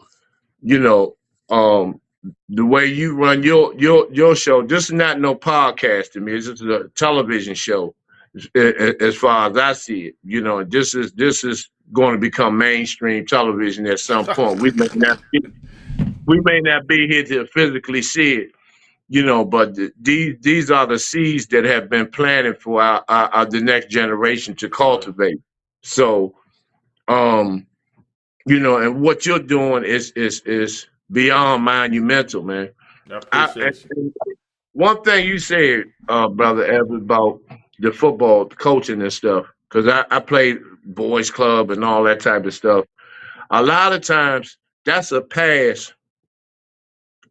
You say 2 hours they train. That's 2 hours, 2 more hours they'll be able to live. That's 2 more hours that they'll be able to duck or drive by, And it's something about when these children have a football uniform on, when they coming from practice with their helmet and their shoulder pads, and they feel like something. I've never seen a child get shot and killed coming from football practice with their helmet. You know how you put your shoulder pads and you walk with the helmet with the pad. It's something about the hood that give those guys passes. It's something about that, because they see the endless possibilities and potential. You see them, and they respect that. You know what I mean? So that's coaching is just not, knowing how to have them run plays, and offense and defense. See, that has a lot to do with life too. That's right. That has a lot to do with life. You don't run across the middle, because there are 4 linebackers, it's a 3-4, 3-5, or whatever. You're gonna get knocked out if you take that route. Go slant. Take the easy route. Get the first down. Take your time. Because you're going to score if you just continue to move the goalposts. You know what I'm saying? So it's a science to that. And so even the people that are in an unconscious state, they're conscious enough to see that.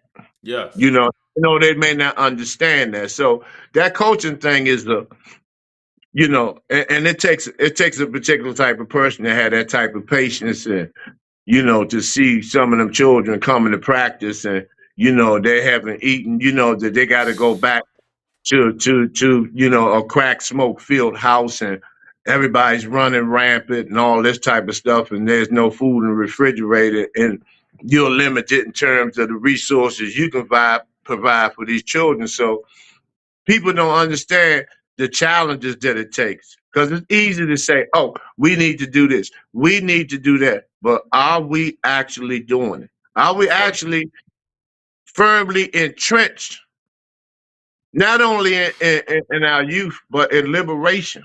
Are we firmly entrenched in that? Mm. Do we live that? Are we keyboard liberators? Are we iPhone liberators, or are we really truly out there? And that's another reason why I have so much respect for the UNI, the Baltimore chapter. I don't know about any other chapters, but that chapter, I've always seen y'all outside, whether there's 2 of y'all or whether there's 200, always seeing y'all out, and that speaks in volumes because people see that. Yeah, you got to be See outside. That's our goal. We got to be outside. We got, you got to do your study groups. You got to do, we got to do our studying and our organization and our meetings. But we got to be outside in the community because that's what it's all about. We got to serve. We got to serve. They got to say it, and it's important. Then finally, we always talk about the oppressors, and we know about all of that. We basically know about what they've done, what they're doing, what they're trying to do, what their missions and objectives are. But this is what they're supposed to do. The people that are melanin recessive, are supposed to do that to the greatest people. Their job is to annihilate us, but if we stop spending time talking about what they're doing, like we're shocked at what they're doing, and then we start being proactive among ourselves and focus on what we need to do, they will never be able to run the games and plays that they do on us. We allow a lot of these things to happen to us. When the brother said, it's the parents, it's us too. We allow these people to run plays. We elect people, to come in and participate in our destruction. We've seen that in both cities, DC and Baltimore, where we've had, just it's no coincidence that all the mayors in the inner cities are melanated. They're bought and paid for, and the globalist has receipts on all of their asses. So we can't expect them to produce nothing, but talk. So, as far as I'm concerned, y'all are the political ruling class of Baltimore City, because y'all have their best interests at heart. You have the people's best interests at heart. So, I appreciate being on the live, man, on your show. And man, anytime. I told you, never. Anytime, and I had so much respect for you. People like you, Dr. Dawg, my guy, even my guy Reed, because I know he's coming from his heart. Like I tell everybody, I'm an emotional brother, so I'm not always wrong. So whenever y'all catch me out here, pull me up. I always say, let me know if I'm wrong, and I know you'll always text me or hit me up or even jump on. And I just appreciate everything you doing as well. Going to Atlanta and doing the things that y'all been doing all the time, man. And, I just appreciate you and respect you so much. Before you get off, let everybody know when you go live and stuff. Because it seems I'm always in a daggone meeting, but I pop on there and try to just say something. But tell them about when you're going live and so forth, your schedule. Usually it's Sundays, Tuesdays, and Thursdays between 8 and 8:30, Facebook Live. I'll be on this Sunday between 8 and 8:30.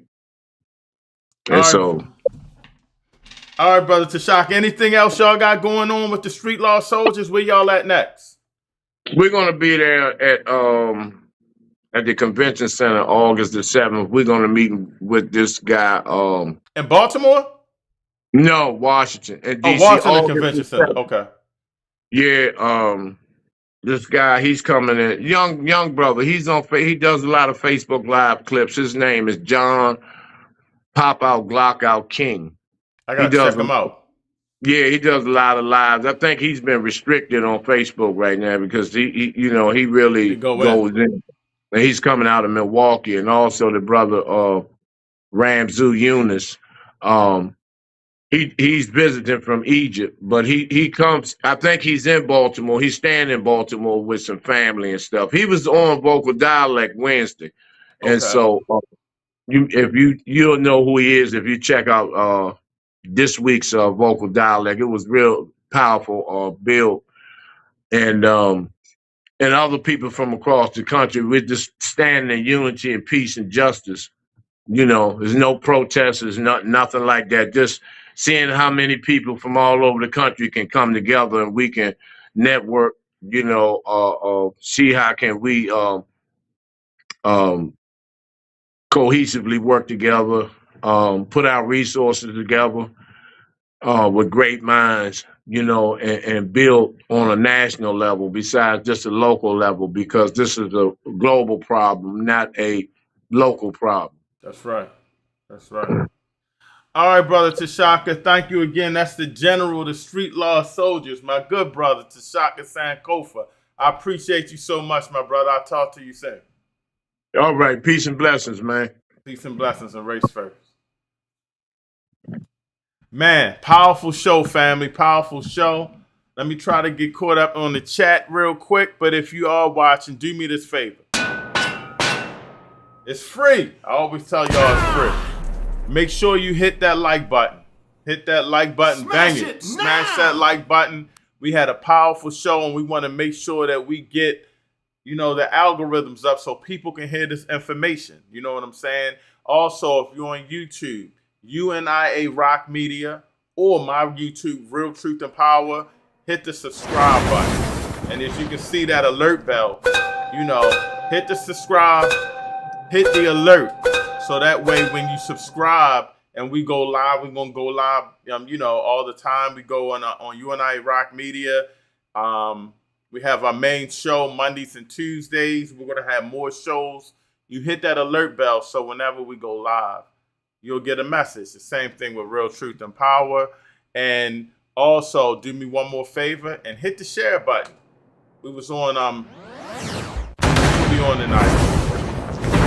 Instagram, we were on YouTube, we were on Facebook. So again, hit that share button and let's get all our friends and our families this information, because it's very, very important.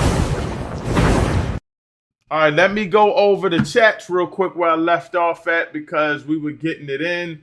I think I left off with Sister Sarkette saying, if we implement these things within our households, it will work. But we not having no excuses. Follow the process. Yes. Baba Khalil says, we always have. Yes.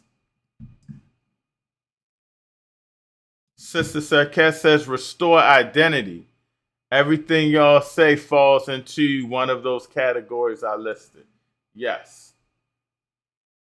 Baba Ori says, peace to Brother Reed. Yeah, Brother Reed was on one today. He was flowing though. And he was speaking truth.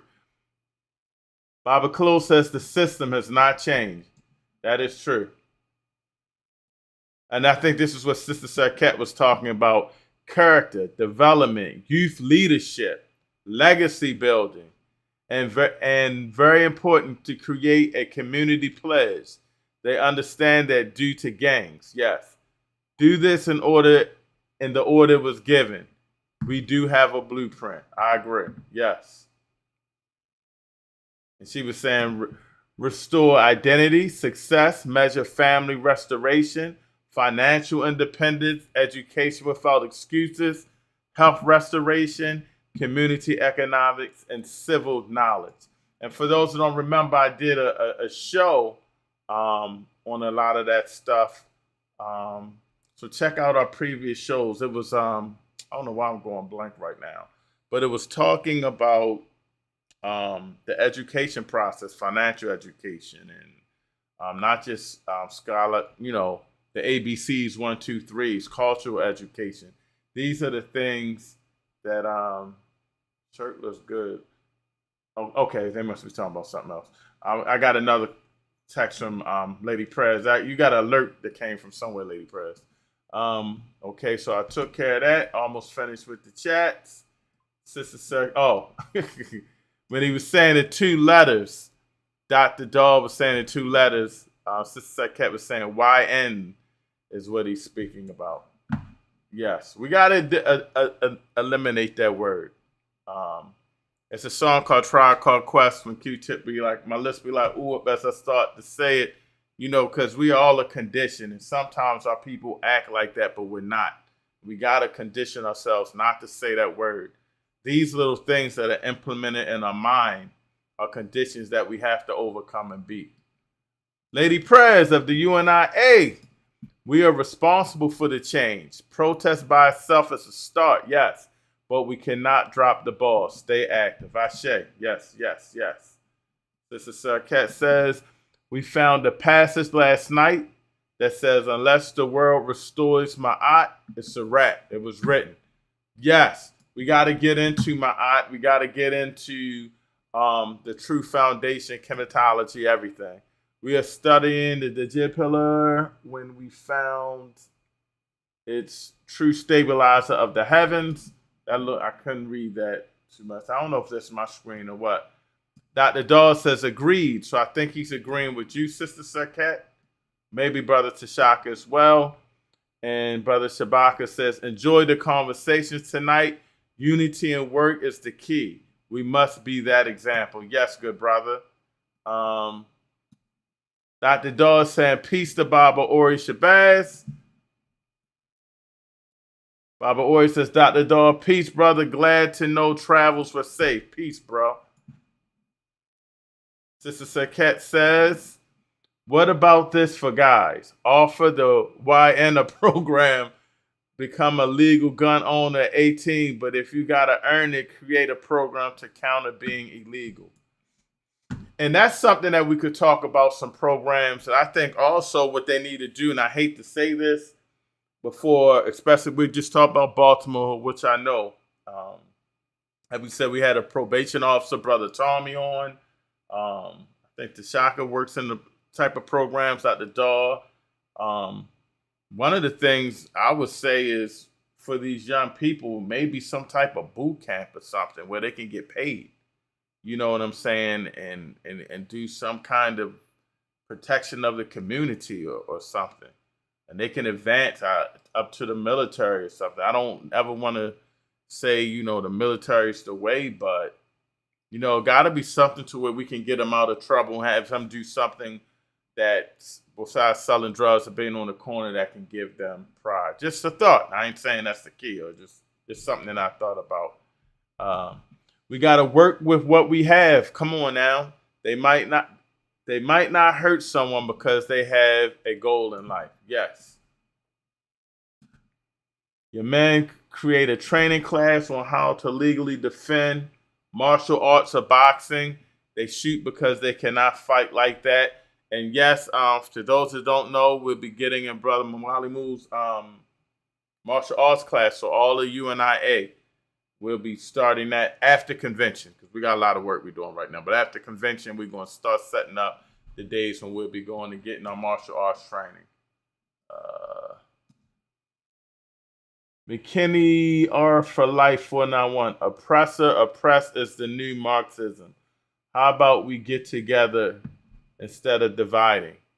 The Black community definitely has to get together, but I think we need to get together and focus on us before we even thinking about focusing and getting together with somebody else. There's too much stuff going on, but we got to unite and we got to fix our problems. Asante Sana, Dr. Dawes saying. Brother Shabaka says, percent break the colonial mental and mindset. And I think we're caught up on the chat. So what I'm going to do is I'm going to play a couple of commercials and then I'm going to come out and close out. All right, family? Hold tight real quick. Let's go with this one. A boy dead on the street last week. Not from drugs, from violence. Nobody stand up, nobody move. Me got 6 weeks we build 100 man. Or Baltimore lose its soul. Back in the day, we protect we own. Now, enough talk, enough post. But Garvey, him leave with the blueprint. Stand up, uniform, discipline, unity. African Legion. It not dead. It a prophecy waiting for fulfill. Ma nearly walk away, tired, alone. But when that mother grab me arm and say, who I go protect my son? Me know. We not start no war. We restore order. Black unity, black honor, black discipline. This a we army, and it never left. Me name, Brother Tony. Join the Baltimore UNIA. Be the legacy or be the silence.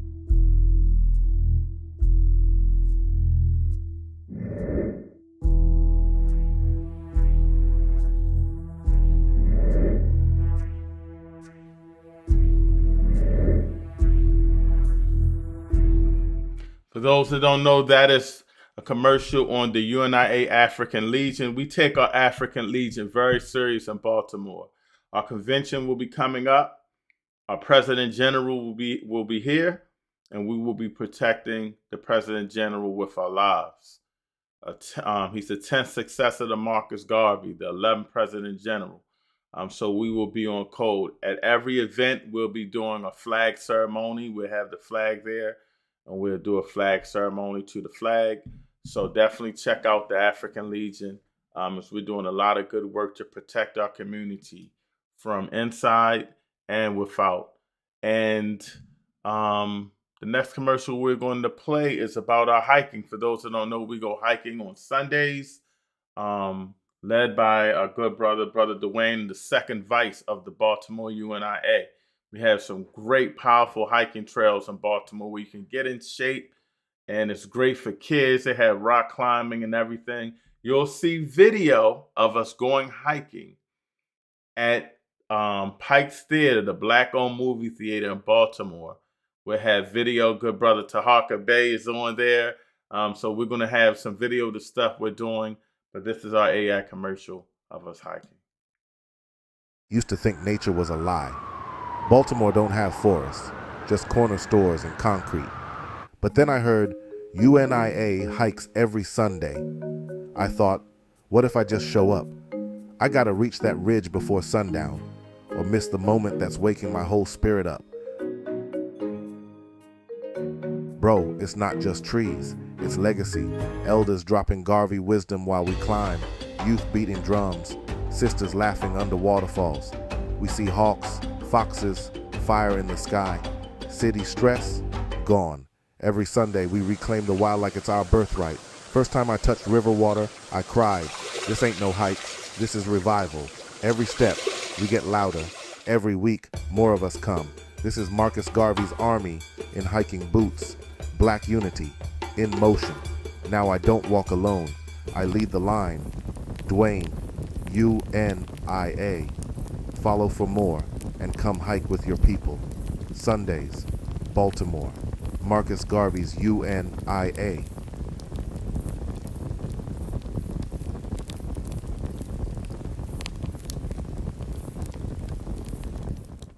So we go hiking on Sundays. It's a powerful trails that we do. A lot of our community don't even know this exists right in the city.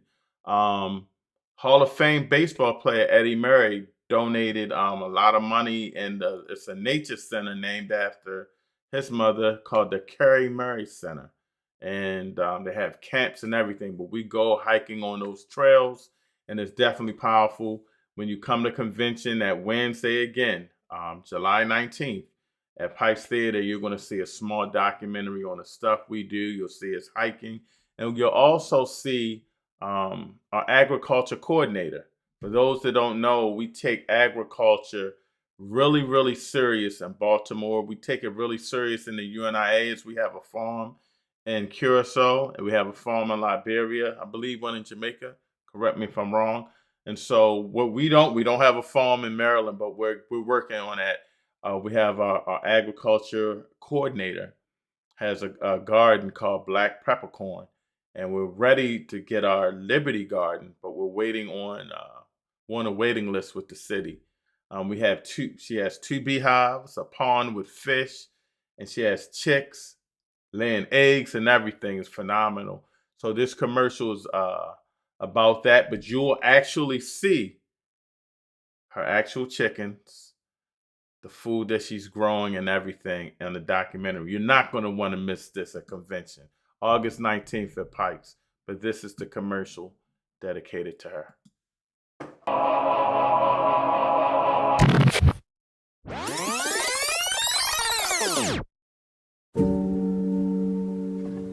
They told me I was dying, but I wasn't ready to go. I dug into the dirt, prayed over seedlings, raised chickens, bees, watermelons bursting with color. Then the UNIA said, this isn't just a garden. They called it liberty. Now the bees hum freedom. My backyard feeds bodies and spirits. But the fence can't hold the harvest. Our people are hungry. Our youth, they're starving for purpose. We need space. We need you. Join the UNIA. Learn to grow food inside and out. Hydroponics, farming, healing, dignity. This isn't agriculture. This is liberation.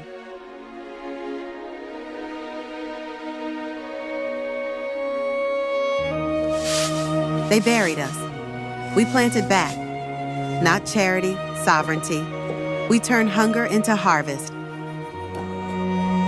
That's power.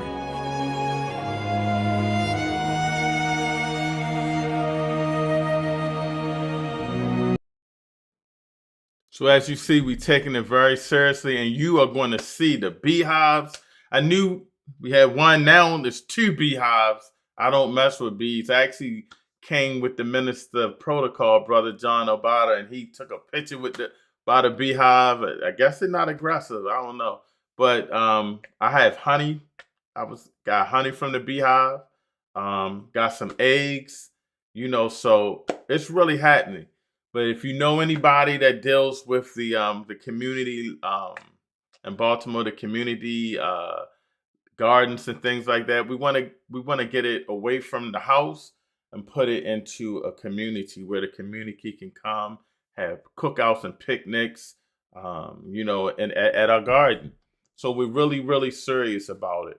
We're really, really serious about it, and we have to keep pushing, and we have to keep working to build that up.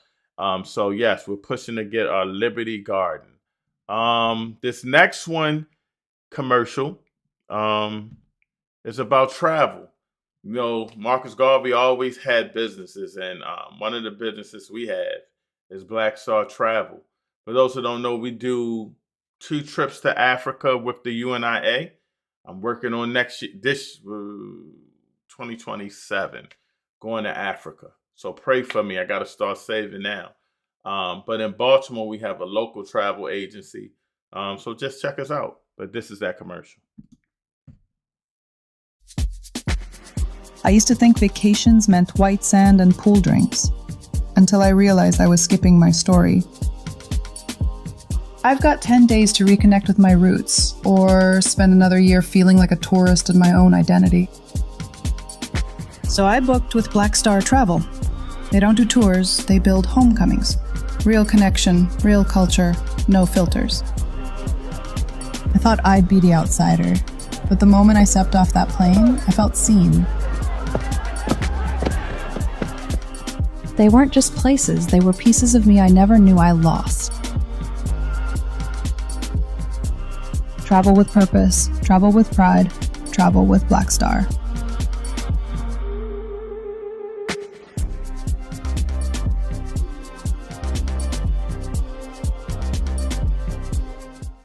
So the name of our travel agency is Black Star Travel. Yes, we're doing a lot of work. All the proceeds go to the UNIA Baltimore Building Fund. So we're trying to get our own building now. And I think that is the last step for us to really be sufficient and really do a lot of work. We have a lot of events which we're always going to do, and patronize a lot of Black-owned businesses.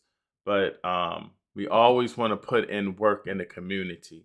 We always want to make sure that we have our own. And can you imagine just anytime we want giving food giveaways and stuff like that? So somebody hit Man Scott. Come on, B Scott. We would be in the hood. That's where we want to be at. You know what I'm saying? So definitely link up with us, because it's very, very important that, we try to be self-sufficient and get our own. This one is about our our UNIA meetings. You know, we have meetings every last Saturday of the month, but because of convention, things have been changing. Summer sometimes is tough because we do a lot of events, but this one's about that. So definitely hit me up if you want to join our UNIA meetings. I used to think revolution meant fire and fists, but silence is louder.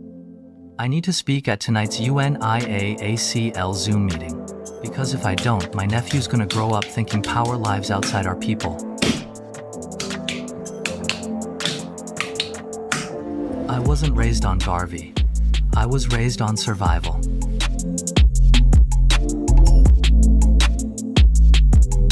But last month, someone on that Zoom said, Black unity isn't an idea, it's an action. That line hit me harder than anything in school, church, or the block. But right before I log on, I freeze up. What if I say the wrong thing? What if I ain't conscious enough?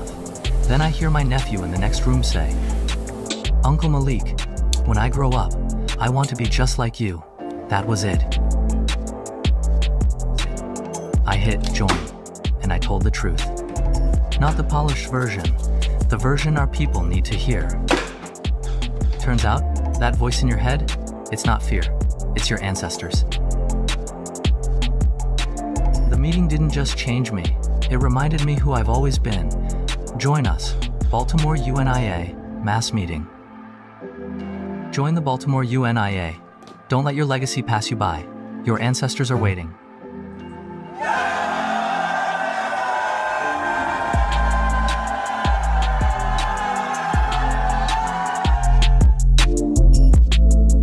Man, it's nothing like when you have those colors, those UNIA red, black, and green. So that's our study group. You know, we do a lot of talking and learning. You'll learn about the UNIA. You'll learn about Marcus Garvey and a lot more. And, you know, we have guest speakers and everything. We're on Zoom or we're in person. So definitely check us out there. And this commercial is just a little bit about the work we do, period. Baltimore don't sleep, we move. Hands in the dirt, feet on the block, food in the streets, knowledge to the youth. This ain't charity, this is power. The Universal Negro Improvement Association running the community like infrastructure. No permission, no waiting, Black self-reliance in real time. Legacy heavy, boots planted, all in the name of Marcus Garvey. UNIA Baltimore Division 106, Barker Clark. We working.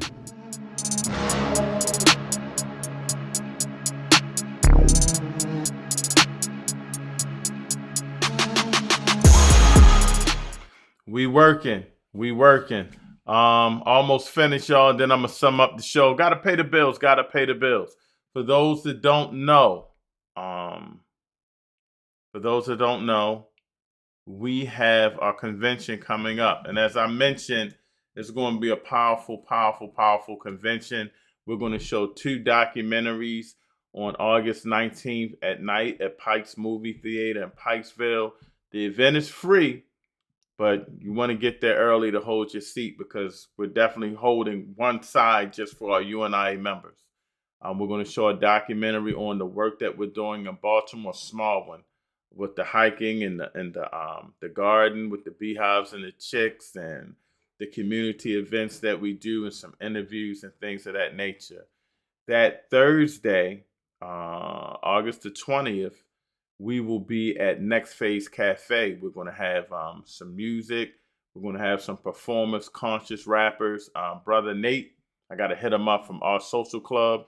Of course, the headline is going to be a good brother, Abdullah Shabazz, the conscious rapper out of Chicago.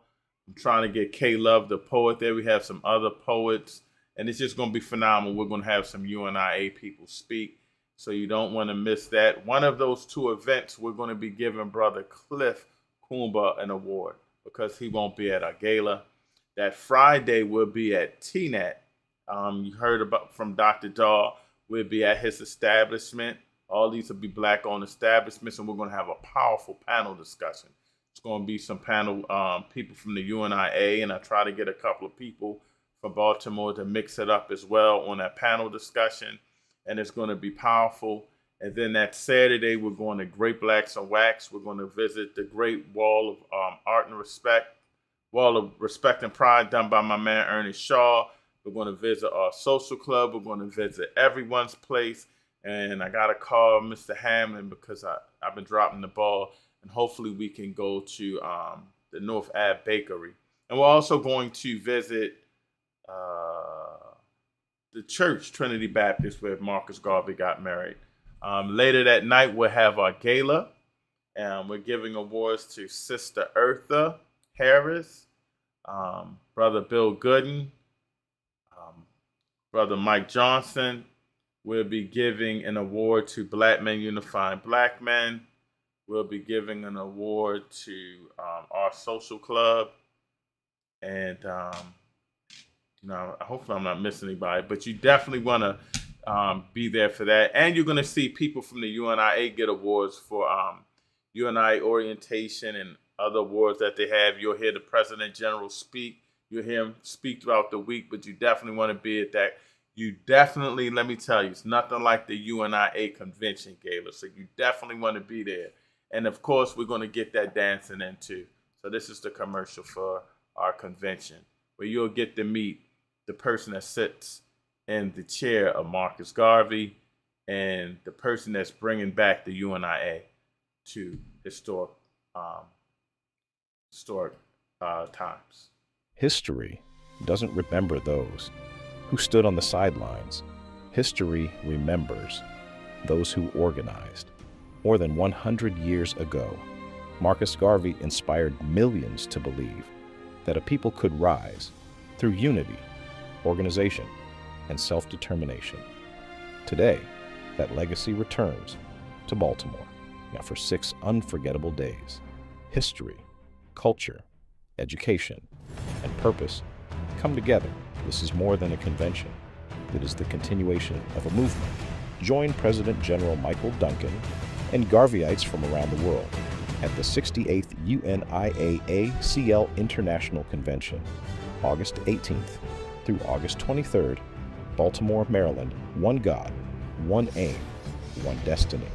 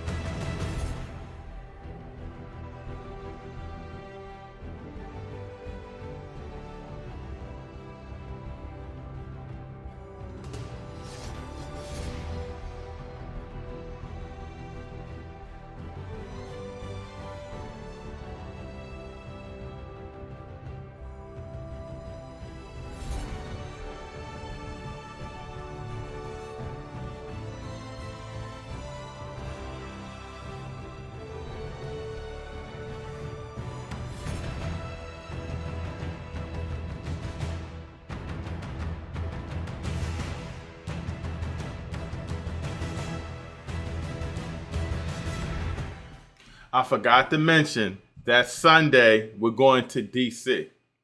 So if we have a bus for the members of the UNIA during the week that are traveling from the hotel and stuff, but those members may be going.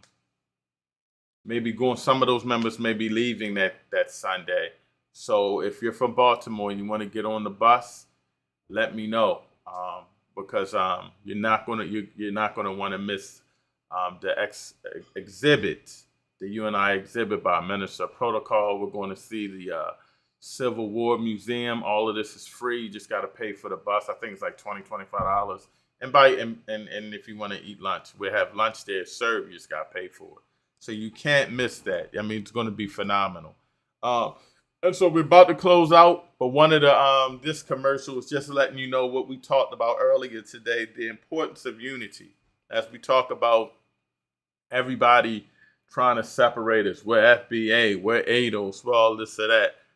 In the UNIA, we say one God, one aim, one destiny. And we all have to be one. We're catching hell everywhere. We don't got time to be dividing. And that's the plan for us to divide. So I always say it's either global unity or death. You're either with me or you're not. And we got to be unified. Global unity or death. They told us we would never stand together. They divided us by politics, by labels, by fear.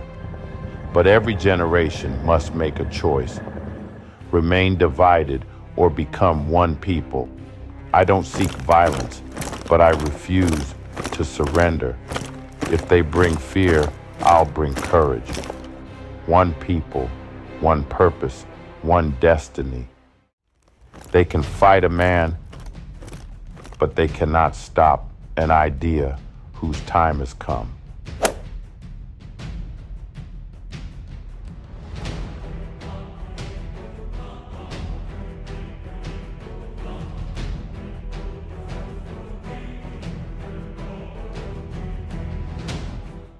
Global unity or death. We must unify. We must unify. And I think this is the last one. Black-owned clothing company. We always want to support our Black-owned businesses. And so this is a Black-owned clothing company. Shout out to my guy, Artie Gray, Emotional Intelligence.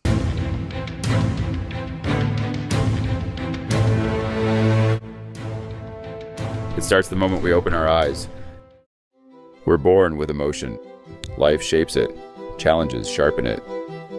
The world throws chaos at us. But we learn the patterns. We master the storm. We fall. But together, we rise. This isn't just fashion. It's armor. It's proof you've earned every piece of who you are. Emotional intelligence. Wear your evolution.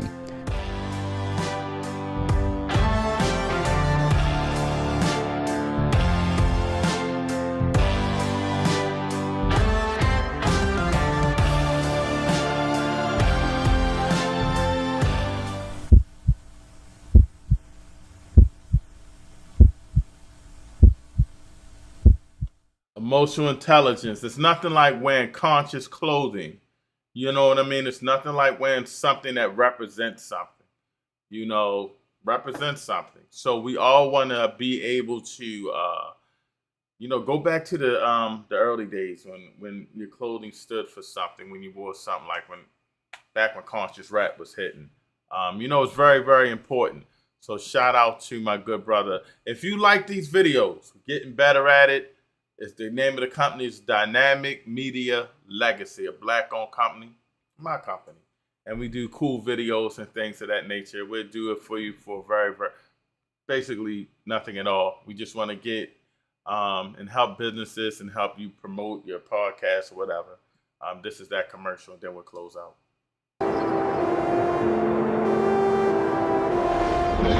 60 seconds to erase this city or rebuild it from scratch. This isn't pre-rendered. No soundstage, no green screen. Every explosion, every storm, every alternate reality. We don't imagine worlds. We manufacture them. The future doesn't wait, and neither should your story. I didn't just save the world, I authored it. Dynamic Media Legacy. Your vision, our worlds. Built-in AI. Faster, bigger, impossible.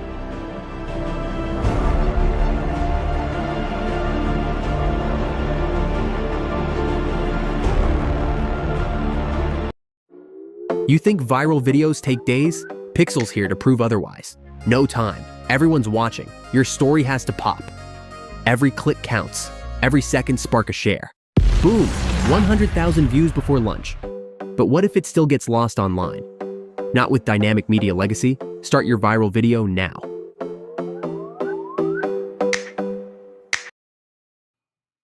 All right, we paid the bills, family. I'll get caught up on the chat and then I'll close out. Thank you for those that stayed on. Lady Prez says the man has not no ounce of intelligent gargant. Oh, I wish these babies would calm down so I can come on. He is rude as hell. I think she talking about you, Reed. I don't know. I try to hit her. What's up? I want to go on that trip. Which trip? To DC or to Africa? I'm going to call you after the show. Sister Sarkett says, bro, Everett, you inspired me to speak. I think she means on my channel where I can work it out. Yes, definitely. Whatever I talk about, take it to the next level, Sister Sarkett. And when I come back, I definitely love to be on your show. Brother Cliff put up the thumbs up and the fist. Yes, you got to get your award. Can't wait to work that out. And Sister Sarkett is saying, I'll be out there Sunday if my ride is ready. I'm not sure if you're talking about this Sunday for the rally. Hopefully you could make it. Or Sunday for convention. But if you're talking about that, we'll get you on the bus. We got to go there for that. So family, just to sum up, we had a lot of powerful discussions today about what do we need to do. We definitely need to make our voices heard for the community and let them know that we're tired of it. But we have to do more as far as controlling our community. We can't take the block, because what happens when we do those type of things is we're actually going to war with our own community. There'll be a time and place possibly for that. You know what I mean? But right now, we don't want to go at our youth. We got to find other ways to do that. But I wanted to put that option out there. And I'm always going to put that option out there because it's very important that we understand we're in dire times. And eventually, it may have to come to that if these other solutions aren't put to work. So we have to put these solutions to work. We talked about more programs. One of the things we talked about is not waiting for the system or this government to provide programs. We may have to start doing programs on our own and pushing those programs. We talked about, how the parents need to do more to the home, but we also talked about the parents maybe using drugs and not in the proper conditions to raise the kids. So we have to go out there and find ways to get the kids in a program or in a situation to where they can cope with all of these things that's going on in their home and still stay on course. And it's definitely hard. So, we went over a lot, but I think one of the things that I want to say before I close out is that we have to find a way to bring some kind of unity as far as how we move. And, we got to swallow a lot of the ego. We got to swallow a lot of my way is the right way, or if I do this, I can do it this way because this is how I want to do it. We got to respect each other. We got to understand that the people probably listening to this show right now, I look at all of y'all as soldiers and leaders for our community. So it's up to us to push and take it to the next level. So, man, I love you all. Thank you for tuning in to Real Truth and Power. We provide health, wealth, and knowledge itself. Next week we may be off, but I will see. Stay tuned. I'm trying to get our brother James to run this show so we can stay consistent, but we may be off. I know we're going to be off one of those Fridays at convention unless I can stream it. But thank you again. We had a powerful show, man. We've been rolling. I haven't been promoting the show like I could during the week, like I used to was doing it first, but there's a lot of stuff going on with convention, and I've been doing a lot of meetings. But I appreciate you all. Again, Real Truth and Power, where we provide health, wealth, and knowledge yourself. Thank you again. I want to give you guys an applause. We doing the thing. I didn't think I'd be this consistent. But again, thank you. And we out of here. Health, wealth, knowledge yourself. Real Truth and Power.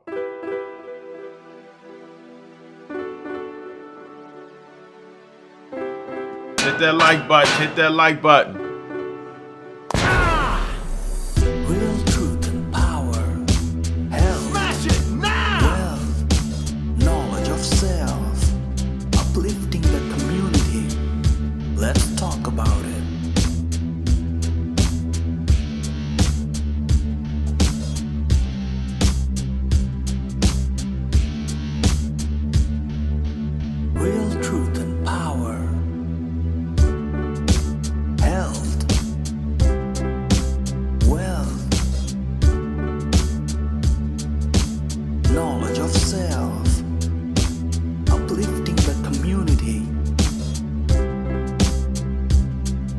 Let's talk about it.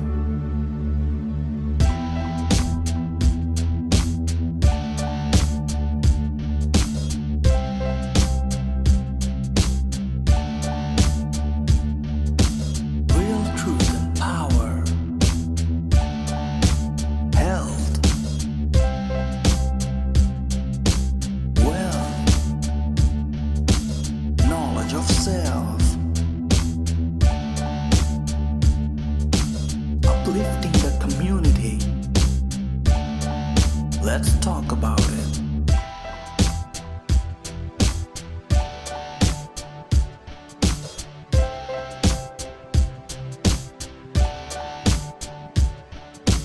Real truth and power. Health.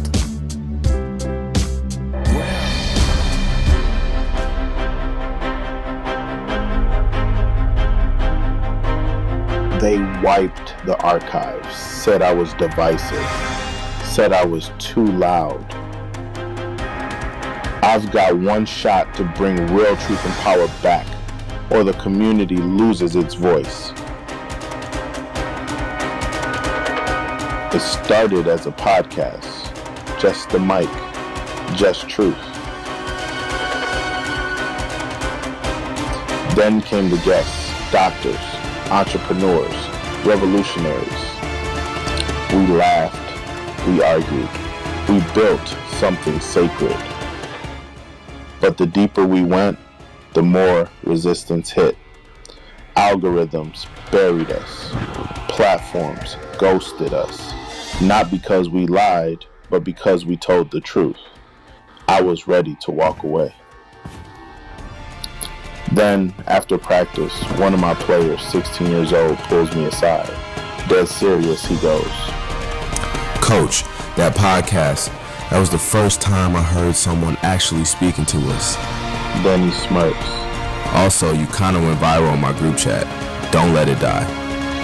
That was it. I rebuilt the studio from scratch, mic back on, files restored, and this time, I hit record like it's war. Real truth and power is back. Raw, necessary, unstoppable.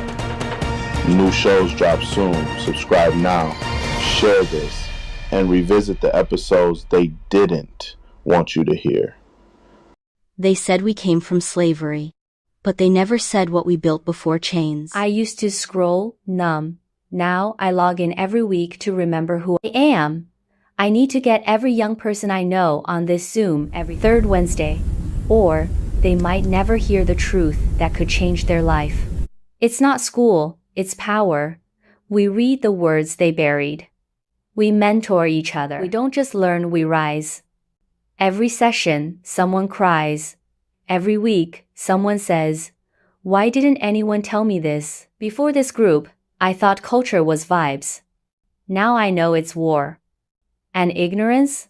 That's the trap. The Baltimore UNIA changed my whole direction. Not just what I know who I am. It's not just a study group, it's a weapon. Believe that. Wanna see for yourself? Email unia@barkaclark.com or contact Brother Everett. Because if you don't reclaim your story, someone else will rewrite it for you.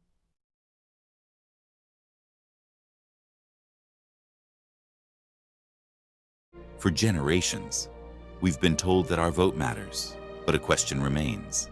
Has it consistently delivered the results our communities have been seeking?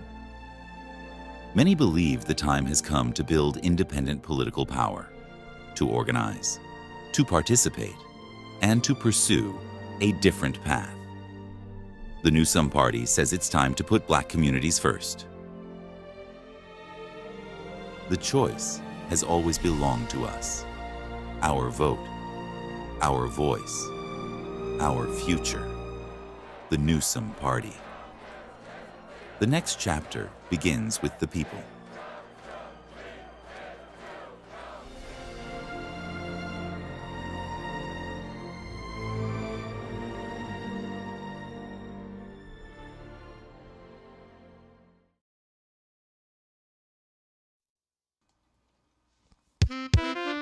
I'm the best MC. I'm the best MC. I'm the best MC. I'm the best MC. Corner to corner, good block the crack spot, East Coast to West Coast, I aim like rock. Number one, niggas be like fiending for this shit.